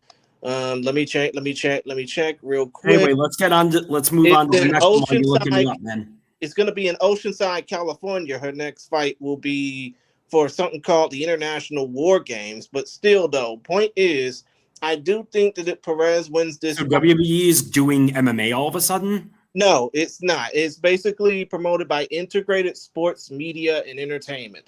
But still, though, the point I'm trying to prove is that if Perez wins this fight against Kate Lotus Oyama, there is no reason for her not to come back to RIZIN. That would prove to me that she is RIZIN worthy. Even Oh, though, 100%. even though Andrew is basically, shitting on both of us in the comments. Dude, Drew, dude, get him off the fucking screen, bro. We've already freaking, he's just trolling, dude. He's just trolling at this point. Come on. Okay, moving Is he right. going on a world tour? Oh Lord, probably. But You get the reference. yeah, I get the reference. But still, though, Good moving movie. along, we got the former lightweight king of Pancrase champion Tatsuya Yambo Saika facing off against the savage Sho Patrick Usami, the former amateur boxing standout who would have teamed with Naoya Inoue. But still, though, point of the matter is we got a fun fight at lightweight we're about to talk about. Saika is currently, undefeated in RIZIN at 1-0, but he basically been beaten. Saika's 1-3. What the heck? I think he's 1-3 in RIZIN. Really? Yeah, he lost to Nurmagomedov. He lost to oh my god. I thought he was like 1-3, 1-2, something like that. Yeah, he's 1-3 in RIZIN. You're Okay. right. Got knocked out by Ali Abdul Kalikov, That's what it was. knocked out by Kimihiro Ito, and he got knocked out by Nurkan Tsumagazi. His only win in the most recent run of that stretch was him knocking out Bay Noah Yes. on the fight that was supposed to have been Ilkham Nazimov versus Bay Noah. Yes. But still, though, point of the matter is that he's the former lightweight king of Pancrase champion who just lost his belt to Rafael Cochinha Barbosa. And wasn't that via a cut? Yeah, eyelid cut back Ugh. on March 14th. I remember. And he's back already? Is that thing been completely healed? I don't know. It probably might be. But still, though, the point of the matter is, you're right. He's 1-3 in RIZIN. But this will be his first fight in the promotion since knocking out Bay Noah back on New Year's Eve. Opponent, on the other hand, and by the way, short particulars, he is 6 foot, 160 pounds, fighting out of Kanagawa, Japan, representing Dobita, Dobuita. But still, though, his opponent, Michael Schiavello, says, half Japanese, half Canadian, all awesome. The savage, Sho Patrick Usami, 8-5 overall, from Osaka, Japan, by way of, is he from Vancouver or Montreal? I don't know. The point of the matter is that, Usami had a childhood where he grew up in Japan and Canada. Still don't. 5'11", 156 pounds, 25 years of age, born May 8th, 2000. By the way, happy birthday in advance, because this fight will take place after he turns 26. He is 4-3 in the promotion. Actually, really 5-3 if you count that, New Year's Eve 2024 fight he had against Isa Hosokawa, but still don't. He is 4-3 in the promotion. His most recent effort was a knee bar submission loss to Taisei Sakuraba at RIZIN Landmark 12. But still, though, point of the matter is the fact that you got a guy coming off of a championship loss versus a guy coming off of a big-time submission loss. First of all, Mike, who do you think's going to win this fight? This one's tough because I feel like Saika's a gatekeeper. He's a solid gatekeeper. Nothing wrong with that. But that's where his level is. Usami, to me, I like him. I think he's very talented, but he frustrates me the hell out of me because he is just so tentative for all of his striking gifts. So, and Saika is going to, Andrew, I thought it was at lightweight, but who knows? If it's 71 kilos, it is at lightweight. Okay, but anyway, I was going to say Saika's going to come forward and he's going to show Patrick Usami throw punches. I'm going to go with Usami because of the technical aspect of it. I think he'll knock Saika out or catch him with something, but it wouldn't shock me if Saika stops him either. But Usami needs to throw more. I mean, do you think he needs to? He cannot. He cannot stay. He cannot be tentative. He cannot. He can't stay on the back foot all night and just try to throw one at a time. Not going to work against this guy. I mean, do you think he needs to go back into that amateur boxing prowess? Oh, absolutely. Absolutely. He needs to throw combinations. And when was the last time in MMA that he's done that?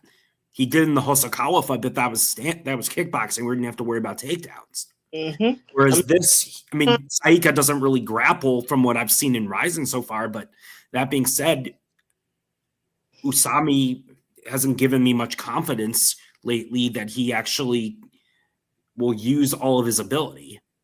I mean, the last time he has displayed that type of, finishing prowess, that knockout prowess, was back at RIZIN 47 back in June of 2024 when he knocked out UFC veteran Kazuki Tokudome. Yeah, who had been out of the ring for a long time. Mm-hmm, exactly. So, yeah, this is, to me, this feels like not a loser leaves town match, but very much a loser gets relegated match. Essentially, yeah, that's what it feels like. I mean, especially considering the fact that Saika has fought in Pancrase. He's been a King of Pancrase champion. I'm not going to say, it's a world title. Kings and Queens of Pancrase. It's been that way since 1993. But still, though, point of the matter is the fact that, I think that Saika might end up, I don't know. I think that if Saika doesn't hold himself carefully, he probably might lose this fight. Well, he stands and bangs, and Usami, when he's on, is a good counter puncher. The question is, is he going to be on for this fight? Mm-hmm, exactly. Jay, I know that you're basically like a dog on the leash waiting to get off. No, you guys pretty much covered it. I want to just finish getting through the card and get to the other fight I want to talk about is Cafaro, but this one I'm going to go with Usami, and I think that I just love how they're both coming off. I love the matchmaking in this one, how they're both coming off the losses, and because I hate it when they match up a guy coming off a win and a guy coming off a loss. I feel like momentum is very real in this. So, depends on the context of the loss. If it's like a split decision where they got screwed, that's one thing different. Exactly. Well, okay. I mean, I just feel that the momentum, MMA momentum, is real. So it just, I don't know. It just bugs me. I guess you're right, Mr. Ohio. The circumstances of the loss matter, but or a cut stoppage. Okay, yeah. Okay, but for the most part, when it's a loss against a win, I can't stand those matchups because of momentum. I think is very real. So this one, I love the matchup that is both guys coming off a loss, and I'm looking for Usami to I mean, I don't know. Drew was saying in the comments he's picking another one. I'm just gonna pick Usami. I'm gonna go. You know what? Whoever throws the most superior rule set is who's. He basically wants to see Saika win, but I can go ahead and tell him this. I mean, how can you say if I say still though, or any variation of but still one more time that you'll send me to an old folks home? Last I checked, dude, you're 6 years older than me. Yes, Drew. Hey, bashing for being he's already unk status. He's about to be old man status soon. Oh my man. Let me go ahead and take a look at the particulars on Andrew Benjamin real quick since we're on Tapology. Well, let's get to the next fight. Well, what's the next fight? Why are you doing that? Yeah, real quick. The next fight is, we're going to talk about it real quick. We're going to talk about Ryan Cafaro versus Koyomi Matsushita. Oh, I don't want to talk about that one real quick. That's what I want to spend a lot of. But for fuck's sake, Andrew, you're 5 years older than me, and you're talking about putting me in an old folks home?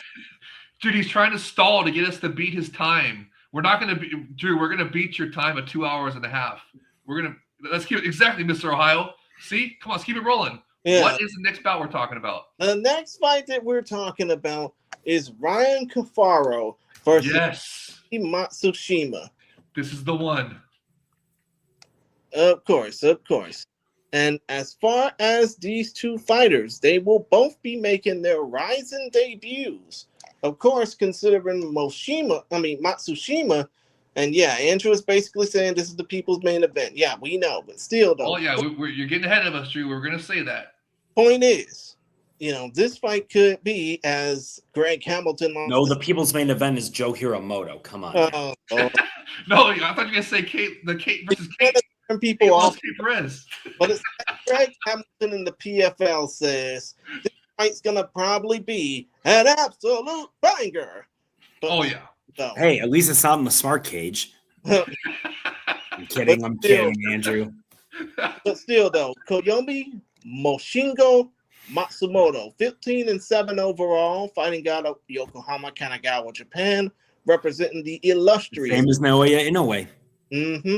Representing the illustrious Abe Ane Combat Club. He is 33 years old, born October 8th, 1992. Out of his 15 wins, 10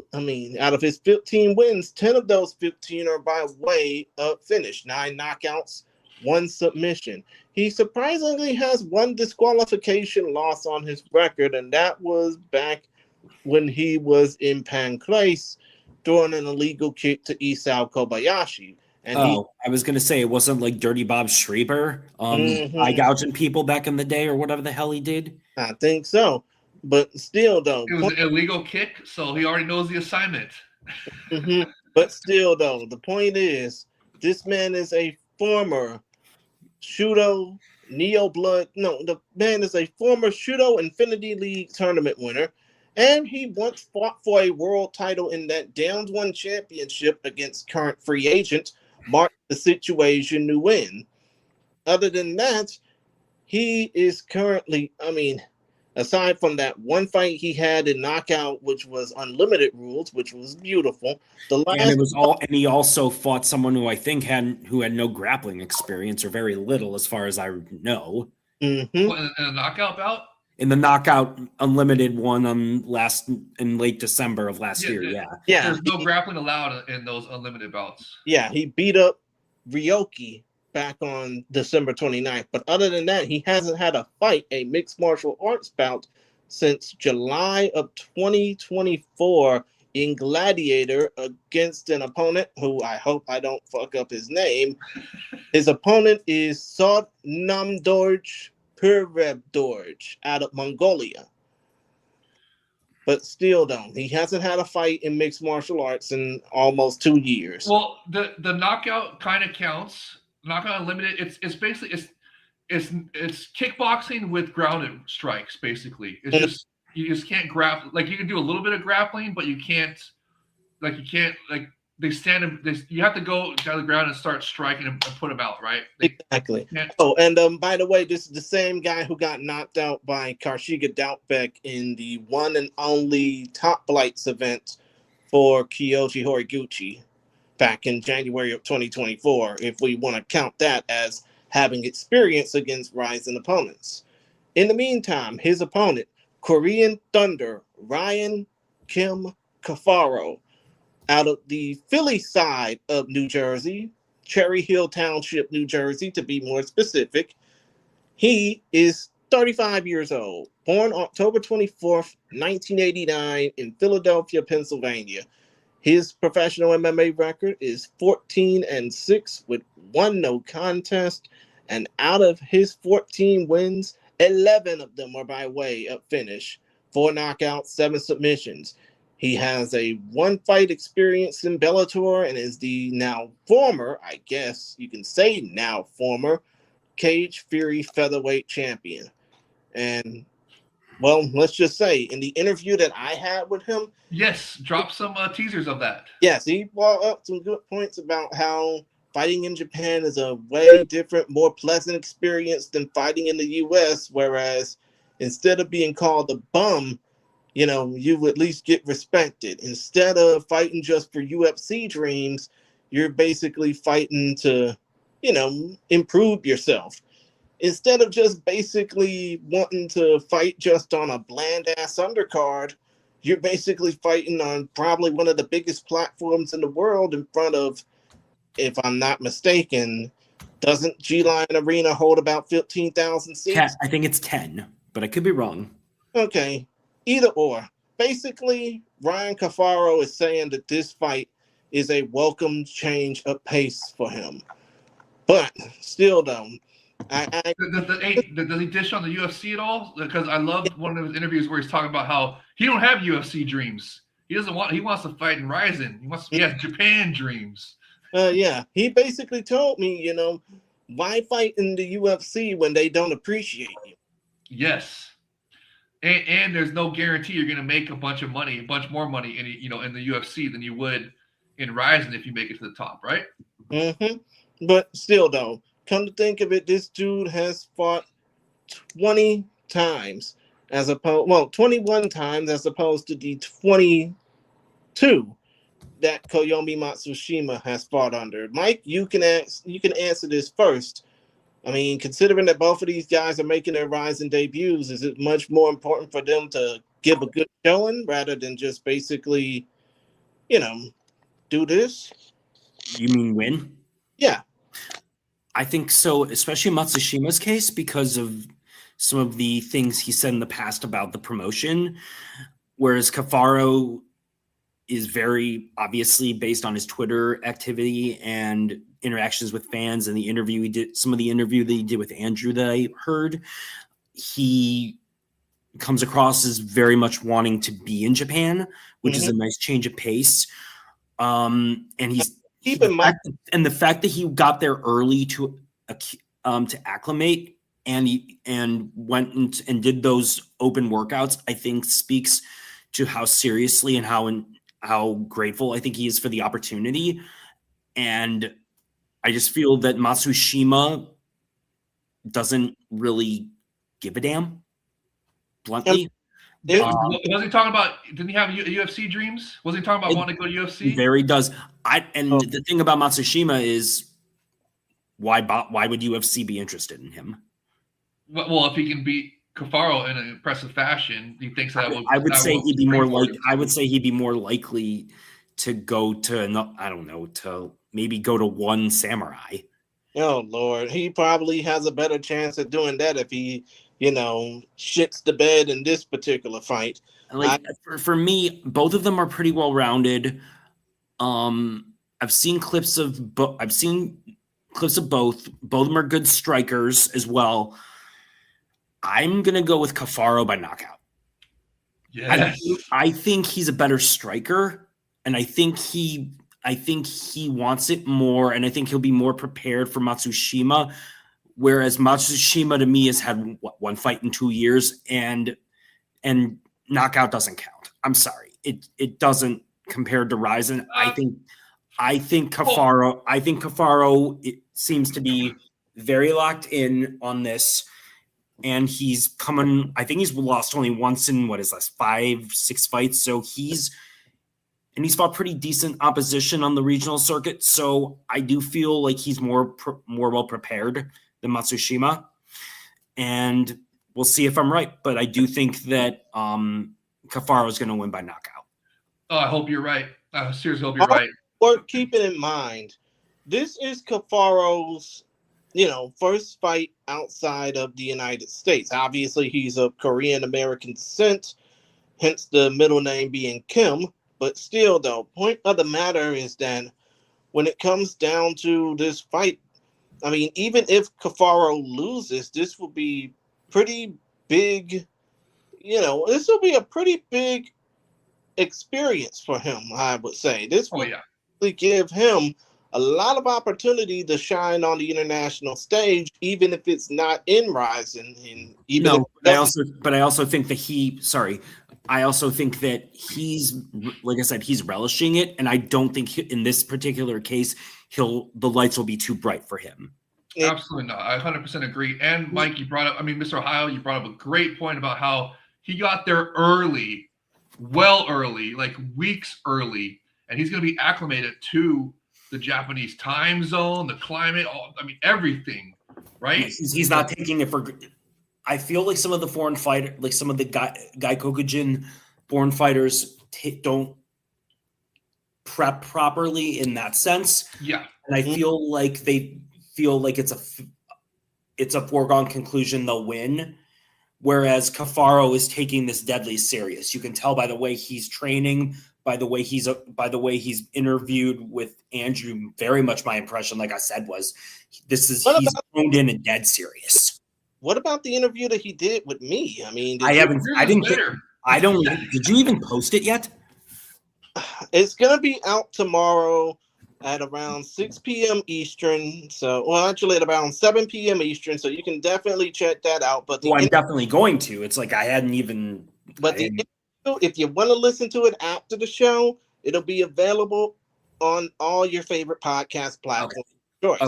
Got it. Did you ask him if he knows the assignment, Jay Krish? Because Drew refused to ask that question. He knows. I mean, let's just say I found that he's in love with RIZIN's rule set. He's in love with, wanting to fight in Japan, wanting to fight for RIZIN. He grew up watching Pride FC, so he's definitely going to want to, showcase his grit and his grind in RIZIN. Nice.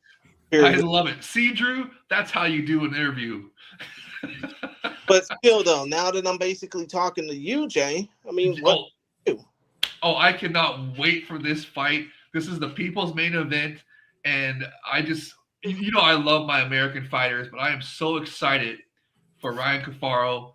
I mean, this, like Mr. Ohio, and you were saying about the rule set and everything. He takes this 100% serious, and dude, he's gonna crush Mashishima's UFC dreams, right? He's gonna say, no, I'm in RIZIN. You're not going to UFC. I'm crushing those dreams. And he's hoping by devastating superior rule set knockout. And I can't wait to hear what he says on the mic afterwards. I think he's just because have you guys been following him on Twitter at all? Mm-hmm. On social media? Yeah, dude, I'm following him on Twitter and Instagram. He is doing a fantastic job of hyping the fight and everything. I mean, dude, it's just this is a great. I mean, this is probably one of the best international, especially American signings that we've seen. I mean, we had a lot of good ones, but this is a great one. Okay, I'm really excited. They have something with him. Yes, he has charisma. That to me is pretty damn clear. Also, I have to say, because he's a Final Fantasy fan like I am, he went to the Square Enix store. I gotta cheer for him just based off of that.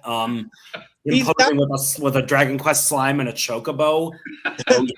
He's not just a Final Fantasy fan. He is also an anime fan, and he wants to potentially become a voice actor when and if his fight career ends. Nice. Do you think he'll have an elaborate walkout dressed up as an anime character or a Final Fantasy character? Hopefully he does something that's not Cloud or Sephiroth. Please let it be different. I would suggest Squall Leonhardt from Final Fantasy VIII. Gunblade. Nice. I would love to see that. Dude, it's this whole fight is one to watch right here. This one and the main event. And of course, Kate Lotus and Kate Perez come out the global bet, that one too. But these two fights right here, those three fights, those are the ones to watch on this card. I mean, this is gonna. I mean, I was talking about how the main event has a high violence potential. By the way, this fight is at featherweight. And think about the pecking order right now with Shadalayev basically leading the charge. It could be a new contender. There was one other thing, and I was just reading on Twitter with him. It seems like Ryan's weight cut is going well. Mm-hmm. So and he seems to have already adjusted to that, so that's good. My another concern I would have is like weight cutting. Mm-hmm. Ryan looks like a pretty damn big dude. And that's the thing. He got there early, as you brought up, Mr. Ohio, and that's what's helping him with this weight cut. I believe that's why a lot of the international fighters, if they miss weight, is because they don't get there early enough. They don't get acclimated. It's kind of like what happened the last time out with Kaleo Mehula. Yeah, exactly. Or Archuleta, or any of these international guys that come there and miss weight. It's just I feel that that's one of the reasons why is because but they don't get there early also enough. it's on them to actually be professional enough to get there and to make weight. Yeah, of course. I just want to point out the different, like Ryan Cafaro, how well he's doing everything with that. And that's what's contributing to his going to be making weight and everything. And it's just, man, I'm just so excited about this guy. I 100% agree with you, Mr. Ohio. We got something. If he wins and wins impressively, we got something. We got a new contender for Shad. Dude, just, man, I can't. Sky's the limit. And long story, I can put it succinctly as this: he gives a shit. Yes. And it's like RIZIN. If you fight worth the damn, you'll be bought back. But if you give a shit about your surroundings and your capabilities, they're going to love you even more. That's all I can say on that. And I do think that Caparo will probably win via knockout as well, maybe in the second or third. I just cannot wait to see how well he understands the assignment. I mean, I love that your interview is going to be I can't wait make sure everyone checks out Jay Chris's interview with Ryan Cafaro. He said that's dropping tonight or tomorrow? Tomorrow. Okay. Interview now on your favorite podcast platform. Oh, it's available now on podcast platforms, but it's dropping on YouTube tomorrow? Yeah, it is. Okay. Very Both cool. the Katie Perez and the Ryan Cafaro interviews will be dropping tomorrow around the time we're doing this. I mean, around the same time we're doing this podcast now, which is around the prime time range. You'll be definitely checking out the Ryan Cafaro and Katie Perez interviews tomorrow. Excellent. Cannot wait. This is going to be, man. Or, again, you can listen to it right now on your favorite podcast platform of choice, but after this show ends. Yeah. So, hey, I'd love to talk about this for hours. Yes. Let's keep it rolling. We got 4 more fights to talk about. Let's go ahead and crack one off here. Let's go ahead and talk about this bantamweight fight that's going to take place between Daiki Tsuboda, otherwise known as Daiki Lightyear, versus Yabaidaro King Genji Umeno, who is now 2-0 in mixed martial arts for some crazy ass reason. But still, though, Tsuboda. He fought people who shouldn't have been fighting in MMA. How about that? I mean, dude, they were both, newbies to MMA. I get that, but I'm just saying, like, there's your reason. I mean, Tiger shouldn't be fighting MMA, period. But that was an entertaining fight. I mean, I don't even remember it. Sorry. Really? Oh man, Nope. I thought that was one of the best fights of the night, in my opinion. I really liked that one. But I love my kickboxing crossovers, so maybe because it's as Andrew says, shit grappling. So yeah. Well, I mean, the striking was cool when they knew the assignment a little bit. It was cool to. I love my kickboxing crossovers, so I'm biased, but whatever. Yeah, let's go ahead and continue on with the rest of this fight card if we want to beat time, okay? How about long story short with this one? I'm going with Umeno by knockout. Cool. I'll agree. Okay. Yes, I just want to see Spear rule set. Yeah, and let me go ahead and get the particulars off real quick. Daiki Lightyear Tsuboda, 37 years of age, born September the 10th, 1988. He is 12, 13, and 3 overall. A hometown fighter looking to put asses in seats out of Kobe, Hyogo, Japan. Representing STGK, Shooting Gym Kobe. He is 1-1 in RIZIN, has not fought in the promotion in over 2 years. After he got knocked out by Kintaro, he lost to Kintaro. And then at RIZIN Trigger the First, knocked out Makoto Kamaya. Since then, he has been the Shudo Pacific Rim Bantamweight champion and lost that belt more recently back on January 18th. As far as his opponent, Yabaidaro Genji Umeno goes, he is 2-0 in RIZIN as far as mixed martial arts goes. In the promotion outright, he has been fighting for them since 2022. And he has, I don't know. Basically, long story short, he's fought with RIZIN since 2022. And more recently, he fought, as you said, Mike, 2 guys who don't have any business fighting in MMA at all. Don't say that about my kickboxing crossovers. Come on. Just did. Tiger Kawabe. No, cut him out. Drown it out. I know. I'll use a megaphone Oh no, not again. or drums. Take your pick. But still, though, point of the matter is, Mike says, and it is true, that Tiger Kawabe and Ryusei Ashizawa had no damn business fighting in MMA. At least, don't rub it in. You're rubbing salt in the wound. I mean, what do you mean I'm rubbing salt in the wound? I love my kickboxing crossovers. Come on. Oh, Lord. So basically, if you love your kickboxing crossover so much, do you think that Umeno is gonna? I mean, you said that Umeno is gonna win via knockout. I mean, I hope so, yes. But also, the opponent is a trigger first veteran, so I love those as well. That's one of my all-time favorite shows. So yeah, I'm still going with Umeno. I thought his I don't think Lightyear isn't that good. So okay, well, yeah. Okay, but let's keep it rolling. What's the next fight? I mean, I'm going to go ahead and say that Umeno is going to win via decision, but I hope it's not via boring decision, just like the last two fights that he had. Still, though. That Tiger fight was not boring. Come on. Oh, Lord. Still, though.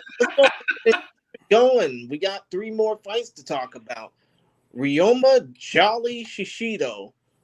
I mean, Shishimoto. Shishimoto is how you spell his actual last name, but the peeps call him Jolly. Still, though, this will be a fight at 137 pounds, Jolly versus Kenshin Kodama.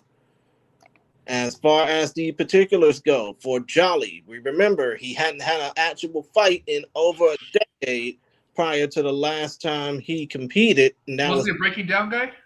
Yeah, the breaking down guy. That counts. But still, though, point of the matter is...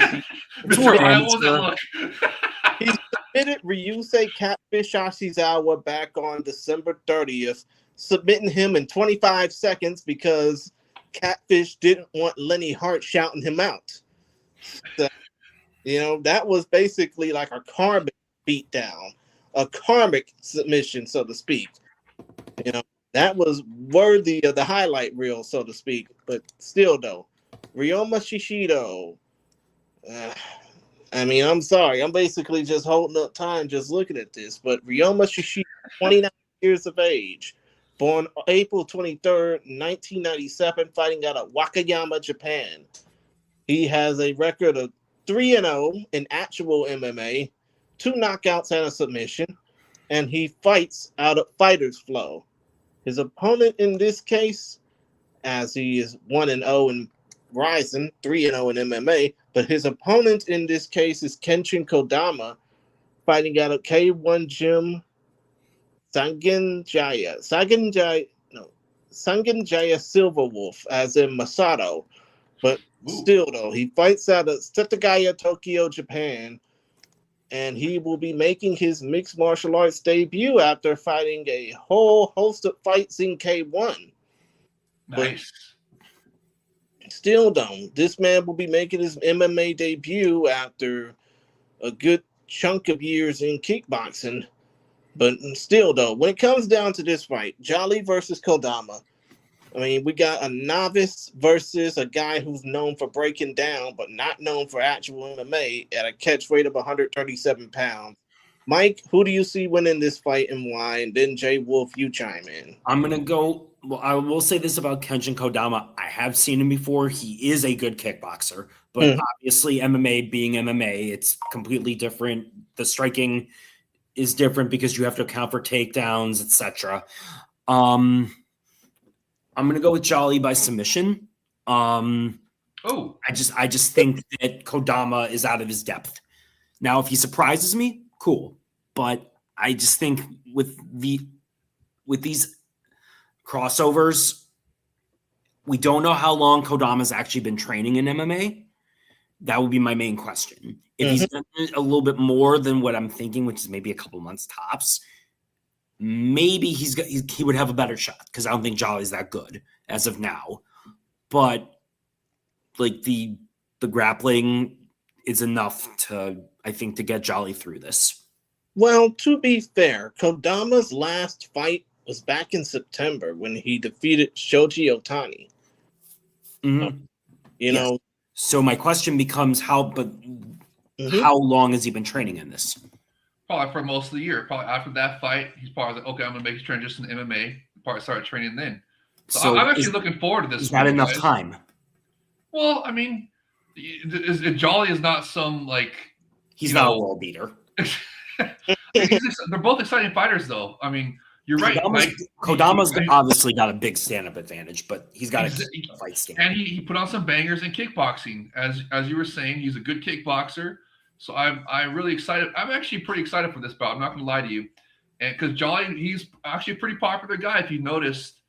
So I mean, he's like, there's a lot of potential there. I think this is a sneaky banger, underrated banger right here. So we'll see how it goes. That's an interesting pick, Mike. Mr. Ohio, that Jolly by submission. That it makes a lot of sense though, because the kickboxing debutante. So I guess that could happen. But I'm hoping for a striker's delight. I want to see some swinging and banging at first before we get some grappling here. Oh, I want to see Jolly stands. If Jolly keeps this fight standing, he's getting knocked out. Oh yeah. Basically going to be the point of the matter is how quick can Jolly finish off this fight? Because if it goes past even the halfway point of round one, it's going to be troublesome for him. Oh, it is, because I question his gas tank. Beating Ashizawa in 25 seconds doesn't really prove much, does it? Mm-hmm. And I want to see if they know the assignment. That's one of my favorite things about kickboxing crossovers is that since they're striking based, they tend to know the assignment. It seems like they know the assignment better than others, like from a wrestling base. So I just want to. I'm curious about this. It's a sneaky under the radar banger. Let's put it that way. So I'm gonna also go with Jolly because he's more experienced and it's a kickboxing debutante. So let's just go with that. And now let's move on to the next spot. Chris, let's keep it rolling here. Go ahead. And you haven't even gotten my pick yet. Yeah, we did. You said Jolly, right?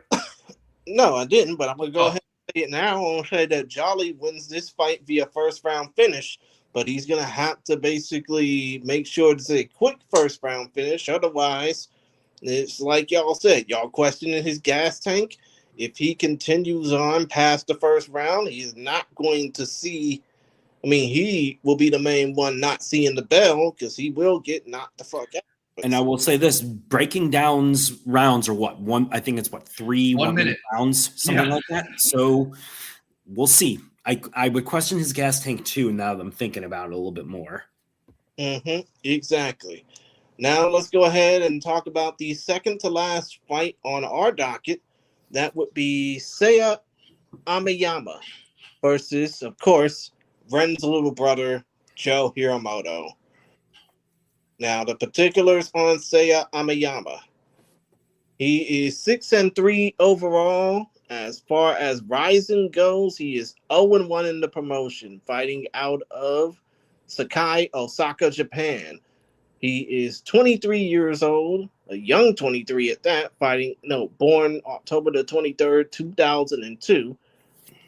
He is 3 with 1 no contest, and all 6 of his wins are by way of knockout. His opponent, by the way, he lost via submission to Hiroki Takaoka back at RIZIN 50 on March 29th, 2025. His opponent, of course, the little brother of Ren Hiromoto. Wherever Ren goes, this dude is like a damn lemon. Joe Hiromoto, out of Tokyo, Japan, 20 years of age, born July 22nd, 2003. He is 2-2 as a professional mixed martial artist, 2-1 in the RIZIN ring. And of course, his wins: a decision win over Yushi Sakura, a decision win over Toki Tamaru, and most recently back at RIZIN 51, a decision loss to Daichi Tomizawa. Oh, and need I mention the fact that he is the little brother of Ren Hiromoto, so he can get a little bit hot-headed. Still, though, when it comes down to this fight, Mike, you go first, and then Jay, you follow. Do you think that Joe Hiromoto is basically trying to prove that he can be more than just an attraction? Yeah, I mean, this is a good test. It's a good test after the Tomizawa loss, where he proved that he's got some skill. I was impressed in that fight. I think that being said, I think the experience is going to be too much for him. Ameyama is not great, but I still think Joe is very young in the game, and I do think the experience will be the difference. I think Ameyama is going to win by decision. And what's I'm rooting for Joe Hiromoto, Ren's little brother. I like him. I hope he gets some good wins and gets brought back. So, and I just hope these guys know the assignment. So let's keep it rolling. Let's go. Oh, wait, have you given your pick yet? Give your pick and let's go to the next fight. I want to get through this. Now, I think that if Joe Hiromoto can understand the assignment a bit more, I think he might finish off Seiya Ameyama and get his first knockout. Nice. I like it. However, if Seiya can move past the first round, I think he's in good standing for a decision win. That's all I got to say. All right, cool. What's the next fight? The last fight of the night on the show. Well, the last fight for us, the first fight of the card. Yeah. Jake the Outlaw Wilkins versus Koki Nakagawa. Oh, yes. One of the sneaky bangers, another sneaky banger on this card. And Drew, yes, this counts as an international fighter. We've already decided.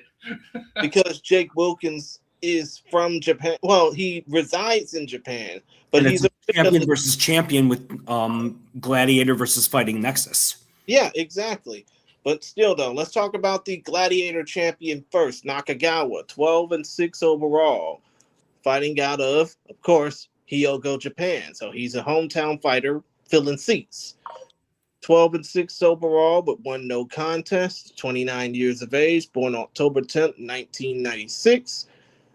He represents Reliable MMA Dojo and has fought in RIZIN once before, all the way back at RIZIN Trigger the Second on February 23rd, 2022, when he defeated Kazushi Kojima. Nice. Trigger veteran. Yeah. Other than that, he's fought for Gladiator, Deep, Breakthrough Combat, and of course, he is the current Gladiator featherweight champion when he defeated Jae Hyuk Bang back at Gladiator 33. Gladiator 33 back on November 29th. His opponent in this case, and yes, we will count him as an American because he is an American-born fighter, Jake the Outlaw Wilkins. Age 33, born July 26, 1992, originally from Albuquerque, New Mexico, USA, and Jackson Winklejohn MMA.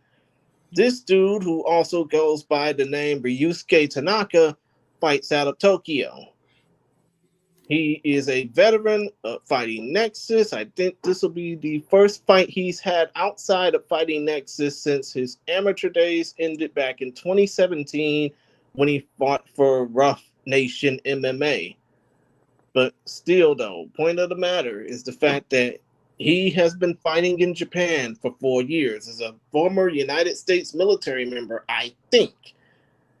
But yeah, that's what they were saying on the Weird RIZIN podcast as well. Mr. Ohio, do you know, is he former military? I don't know. Oh, okay. So I'm sure they'll announce it on at the show. I'm sure it'll be. I'm sure Damien or Mike. Yeah. Michael, yeah. I should say, will mention it because they usually are pretty detailed with that type of thing. So, but that's the best guess that he is a military veteran. That's what he's doing in Japan. Yeah, especially considering the fact that he took 4 years off between his amateur MMA days and his professional MMA days. Oh, that would make sense. Had a tour right there. Yeah, and the fact that most recently, back in August, he was the Fighting Nexus lightweight champion, knocking out Takeharu Ogawa. Well, actually submitting Takeharu Ogawa back on August 3rd, and all of a sudden vacated the title just so that he can join RIZIN. So this will be his RIZIN debut. So former champion, got it. Mm-hmm. But still, though, point of the matter is... Wasn't aware he vacated. My bad. Yeah, it's okay. But still, though. It still counts, though. You're still right. There's 2 champions fighting each other. Still, though, you got two former champions curtain jerking the start of this card. I'm sorry. I mean, who do you see winning this fight? The expat Wilkins or basically Koki? Oh, I'm hoping it's the U.S. soldier Wilkins, and I hope that he also doesn't just rep Japan, he also reps America, if he is indeed a former soldier. So I'm really looking forward to it. This is, like you said, this is the curtain jerker, and it's a sneaky banger between two champions. I'm not going to say former champions. I think you guys are correct in that. Just because they vacated doesn't mean they're not champions anymore. So I think it's going to be a good fight. And that's the reason why it's booked as the first one after the opening ceremony, because they think it's going to be a banger as well. I'm really looking forward to seeing how Wilkins does on a superior rules set in his debut. That's what I'm definitely rooting for him, especially if he's a soldier. Okay, Mike, what say you? I'm gonna go with Koki because one, the experience, and two, he's a very solid grappler. His stand-up isn't great from what I remember seeing of him in Gladiator and RIZIN, but I do think this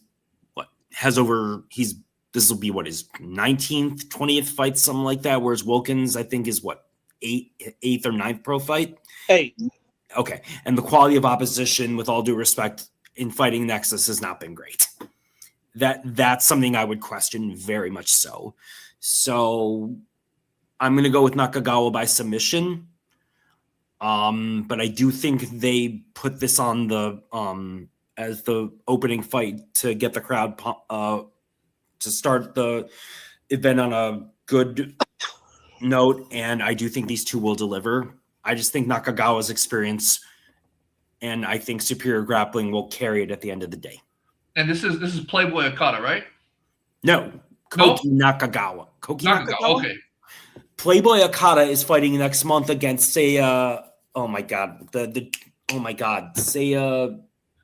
That's right. Okay, I was getting the promos confused because the kickboxer who lost last month. This is the guy that wears the helmet, right?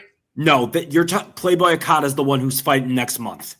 Okay, I was seeing him. They were doing a promo. So, anyways, I'm getting confused because I saw the promos of him recently. He must have just got announced for his fight. So, I was getting confused. Anyways, he's fighting Seiya Inoue. That's in RIZIN. Okay. So, but anyway, Koki Nakagawa is, as we've said, the Gladiator champion, and I do think he's going to win by submission. Just too much experience. Okay. Very cool. What do you think, Jay Krish? I think that, I won't be surprised if Wilkins wins via knockout. Nice. Get that quota up to get that, obvious opportunities of continuing his career. I mean, the dude fought 8 times as a professional. Well, 7 times as a professional. And he didn't want to just go into fighting in this promotion just to basically be a nobody. But still, though, regardless of who wins this fight, and I do see Wilkins winning via first or second round knockout, I think that this is going to be a damn good fight to open up the show. Totally. I agree. I just think that if Nakagawa does win this fight, it'll be by some sheer will of experience, especially considering that, like you said, Mike, dude's fought 18 times as a pro. I mean, he has a lot of experience on his plate. But I do think that when it comes down to this fight, given the opportunity to open up a fight card like this, it's definitely going to be worthwhile to see some type of action go down. And as far as Wilkins goes, yes, this does count as an international fight. Take that, Drew. Wilkins is an American by birth, so especially if you're a U.S. serviceman, that's even totally American, 100%. So we'll see. Okay, so now that we're officially done with talking about this particular fight card, aside from the main event, which 3 fights do you think people should go out of their way and seeing? Go first, Mr. Heil. Go ahead. I'm going to go with Matsushima Kafaro. Mm-hmm. Gustavo against Nazimov, and I'm going to go with Wilkins and Nakagawa. actually. Nice. I have a good feeling. I have high expectations for opening fights, for the first fight on the card in general. To me, they set the tone, and to me, there's a different expectation when you're opening a card like this, and especially someone who's looking for redemption or looking to improve his career, like Nakagawa. He's been very up and down on the regional circuit the last couple of years, and this is Jake Wilkins' debut into the spotlight, coming from a much smaller promotion. So I expect both of them to bring it. Nice. Okay, let me go ahead and basically get mine out the way so that you, Jay Wolf, can have the spotlight. I'm going to go ahead and basically say the entire middle third of that card before the intermission. Nice. Kafaro versus Matsushima, Usami versus Saika, and Kate Oyama versus Kate Perez. Yes. Especially, you stole the ones I was going to say, Jay Krish. So if we can't, obviously the main event, obviously, that's going to be a banger. And you guys already said Ryan Kafaro, that's another banger. And of course, another one I was going to pick was Kate Lotus and Kate Perez. That's going to be a atomweight banger. You know, Combate Global vet. Give them a shout out again. Hope they work together with RIZIN in the future. So you guys already said those. So I'm going to go with, let me pick another one. I know. Perfect one to piss off Drew. Ota's fight and Kintaro. That could be a sneaky banger. Mr. Ohio. Okay, I'll pick a different one then. Like I'm eating a lime. I just want to piss off Drew with that one. So. You may have pissed him off. You just horrified me. No, I already told him my actual 3 picks are the main event, the Kate Perez, Kate Lotus, and of course Ryan Kafaro. But I do love your pick of the opening curtain jerker with the American Soldier Wilkins. I think if he's an American Soldier, regardless if he is or he isn't, I'm still expecting him to be like I think all of us can come to a consensus. There is an expectation when you are the opening fight. Yeah, there's a different type of pressure, a different type of expectation to set the bar for the night. Yes. So I like that pick a lot. So, okay, those are mine. Can we close it out now, Jay Krish? Let's get it done under 2:15. Fight worth that, and if you fight worth the damn, you're basically going to get brought back. And I think this first fight on the card is definitely going to prove that, in full, especially considering that it's supposed to be opening up a night full of action. But, Jay, considering the fact that you want to close the show so bad, here's the spotlight. Oh, thank you, brother. Thank you for having me on and being with you and Mr. Ohio. This has been fantastic, a lot of fun. So, yeah, right there on the banner. Thank you for the banner as well. Jay Wolf on Discord. That's the RIZIN FF Fans Discord. Make sure you all join there. It's a lot of fun. We have a RIZIN Fantasy League going. That's a lot of fun as well. It's free, and it's a lot of fun in there. And that's one of my favorite places to be. And also on Twitter right there, you see that, yes, that's misspelled on purpose. That's JAYYOLF1. That's how you know it's me. The same Jay Wolf from way back in the day in mid-2000s when I first started commentating. And if you follow me and you're a real person, I will follow you back. I love talking to mixed martial arts people. So thank you very much. And also you can check me out, of course, right here, Focus Fights. Everybody go check those out. But also we might be doing the City Life Project preview with Aisha, and also I think you have the banner right there for Todd Atkins. We do a Todd Atkins show called the RIZIN Report. And we're supposed to be interviewing Katie Perez on her experience in Japan in her first RIZIN fight afterwards. So make sure you guys check that out. It's going to be awesome. But also the City Life Project with Aisha is also going to be awesome as well. Hopefully we get that done before the fights. And just check all those out, and the Focus Fights and Jay Krish's interviews. It's going to be awesome. So really I'm looking forward to this fight, this card more than I think it's how they say in the UFC when it's on bunch of weak on paper, it's going to be high on action. Might happen here. That might, no expectations, no disappointment. Totally, yes, very good way to put it. So I think it's because, and there's several fights on here that have high violence potential, right? So I think it's going to be awesome, to be honest with you. And I just hope we see some superior rule set, awesome epicness, and it's just a fantastic night of fights for everybody. So make sure you go get the to get the subscription, because that's why they're putting on one event per month. Get the Not to subscription on mention it's cheaper. RIZIN.TV. Well, yeah, but it's before when they weren't having an event per month, it wouldn't be cheaper. It'd be like double, right? But now that there is one event per month, it is. It was always 17, but either way, I mean that's a gas station taquito. Right, but if there's only one event every 2 months, then you're paying $15 more than what you were if you just get them individually. But now it's worth it because there's one event per month. So go to RIZIN.TV, get that subscription, and I can't wait to watch the fights with you guys. Okay.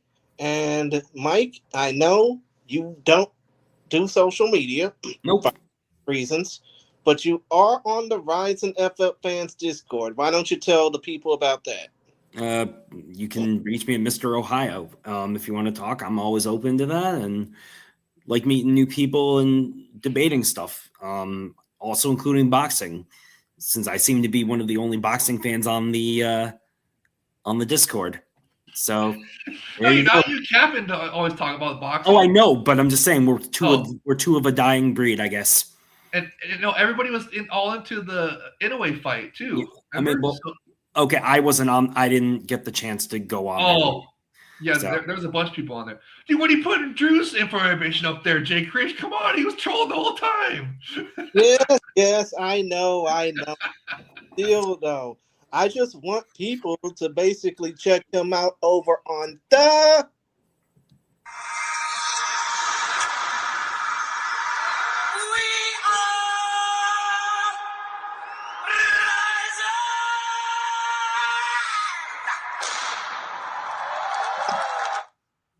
so that you can basically check out all of his wacky and crazy antics. Oh, you're a nice guy. But yeah, continue with what y'all were trying to say so that we can close this out. Oh, I'm done. Okay. Yeah, plug your stuff now, and let's close it out here. Oh wait, let's give T-Son a shout out. Takashi Furuhasa, that's who gave us all these nice gifts in the background here. And you see Mr. Ohio's got his fantastic poster there. I got my awesome posters and stuff all displayed along with my dad right there. So it's just, man, thank you, T-Son. Really appreciate you, brother. Yeah, of course. We definitely appreciate Mr. Furuhata. But still, though, point of the matter is when it comes down to me, you can check out the links that I have over on, hold on one second, over on the Focus Fights Linktree account. You can basically check out all the links that we have up on the right-hand corner of the screen, well, on the upper left-hand corner of the screen, or you can check out in the episode description more about what we have in store. Other than that, you can check out all the links that I have as well in the description of this podcast episode or the description of this podcast. But still, though, aside from that, that's about it from us for now. Just wanted to remind y'all once again that RIZIN 53 will take place this Saturday night.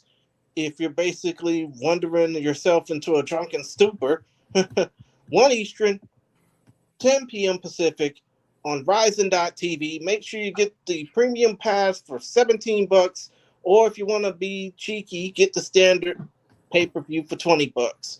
Just be sure that if you are basically checking this out, and if you happen to be gambling, just remember to gamble responsibly.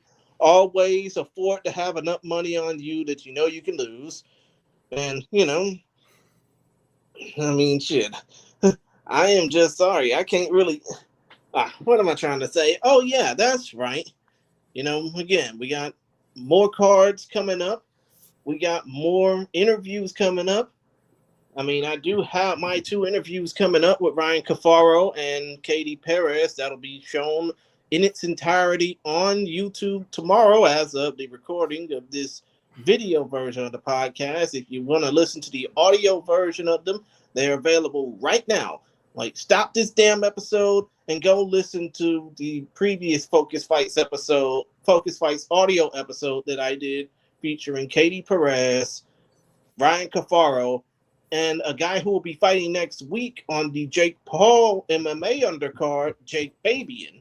Oh, nice. I'll definitely listen to that because I'm going to that. Mm-hmm. That's right here in LA. It's going to be fun. Yeah, in Inglewood too. But still, though, aside from all that, that's about it from me, from us for now. We thank y'all for listening. We hope you check out RIZIN 53 this weekend. It will be available on RIZIN.tv. Just to remember, at 11 p.m. Mountain, 10 p.m. Pacific, 1 a.m. Eastern, midnight Central. Other than that, that's about it. I just want to thank you, Mike, and thank you, Jay Wolf, for joining me. As I always say in closing, peace, my peoples, in one love world. Protect yourself at all times. Keep fighting because you never know who might hear your story. And, when it comes down to this crazy ass world that we living in, and I will say this to close it out, always have compassion for one another. Always show respect toward one another because you never know what type of differences y'all may have, but what type of a likeness y'all may share. And You play Lenny Hart's outro one more time? I already did, dude. You should say that. Forget Drew's show. You should say that for the outro, so we can say "Pride never die. Pride has risen." And we out. And then well, you just said your catchphrase already. But still, though, for you, I will play it next time. But all right, thank you. Is there going to be a review show? I hope there will be a review show next week as of the time we're recording this. But okay, though, it's like I said, just have compassion for one another. That's all I gotta say to close this out. But other than that, for Jay Wolf, for Mike Soltez, aka Mr. Ohio, I have been the Chillmeister J. Christian Gary, and it's like you say all the time, Jay. Pride never die. Pride has risen. And we out. Peace. Until next time, y'all.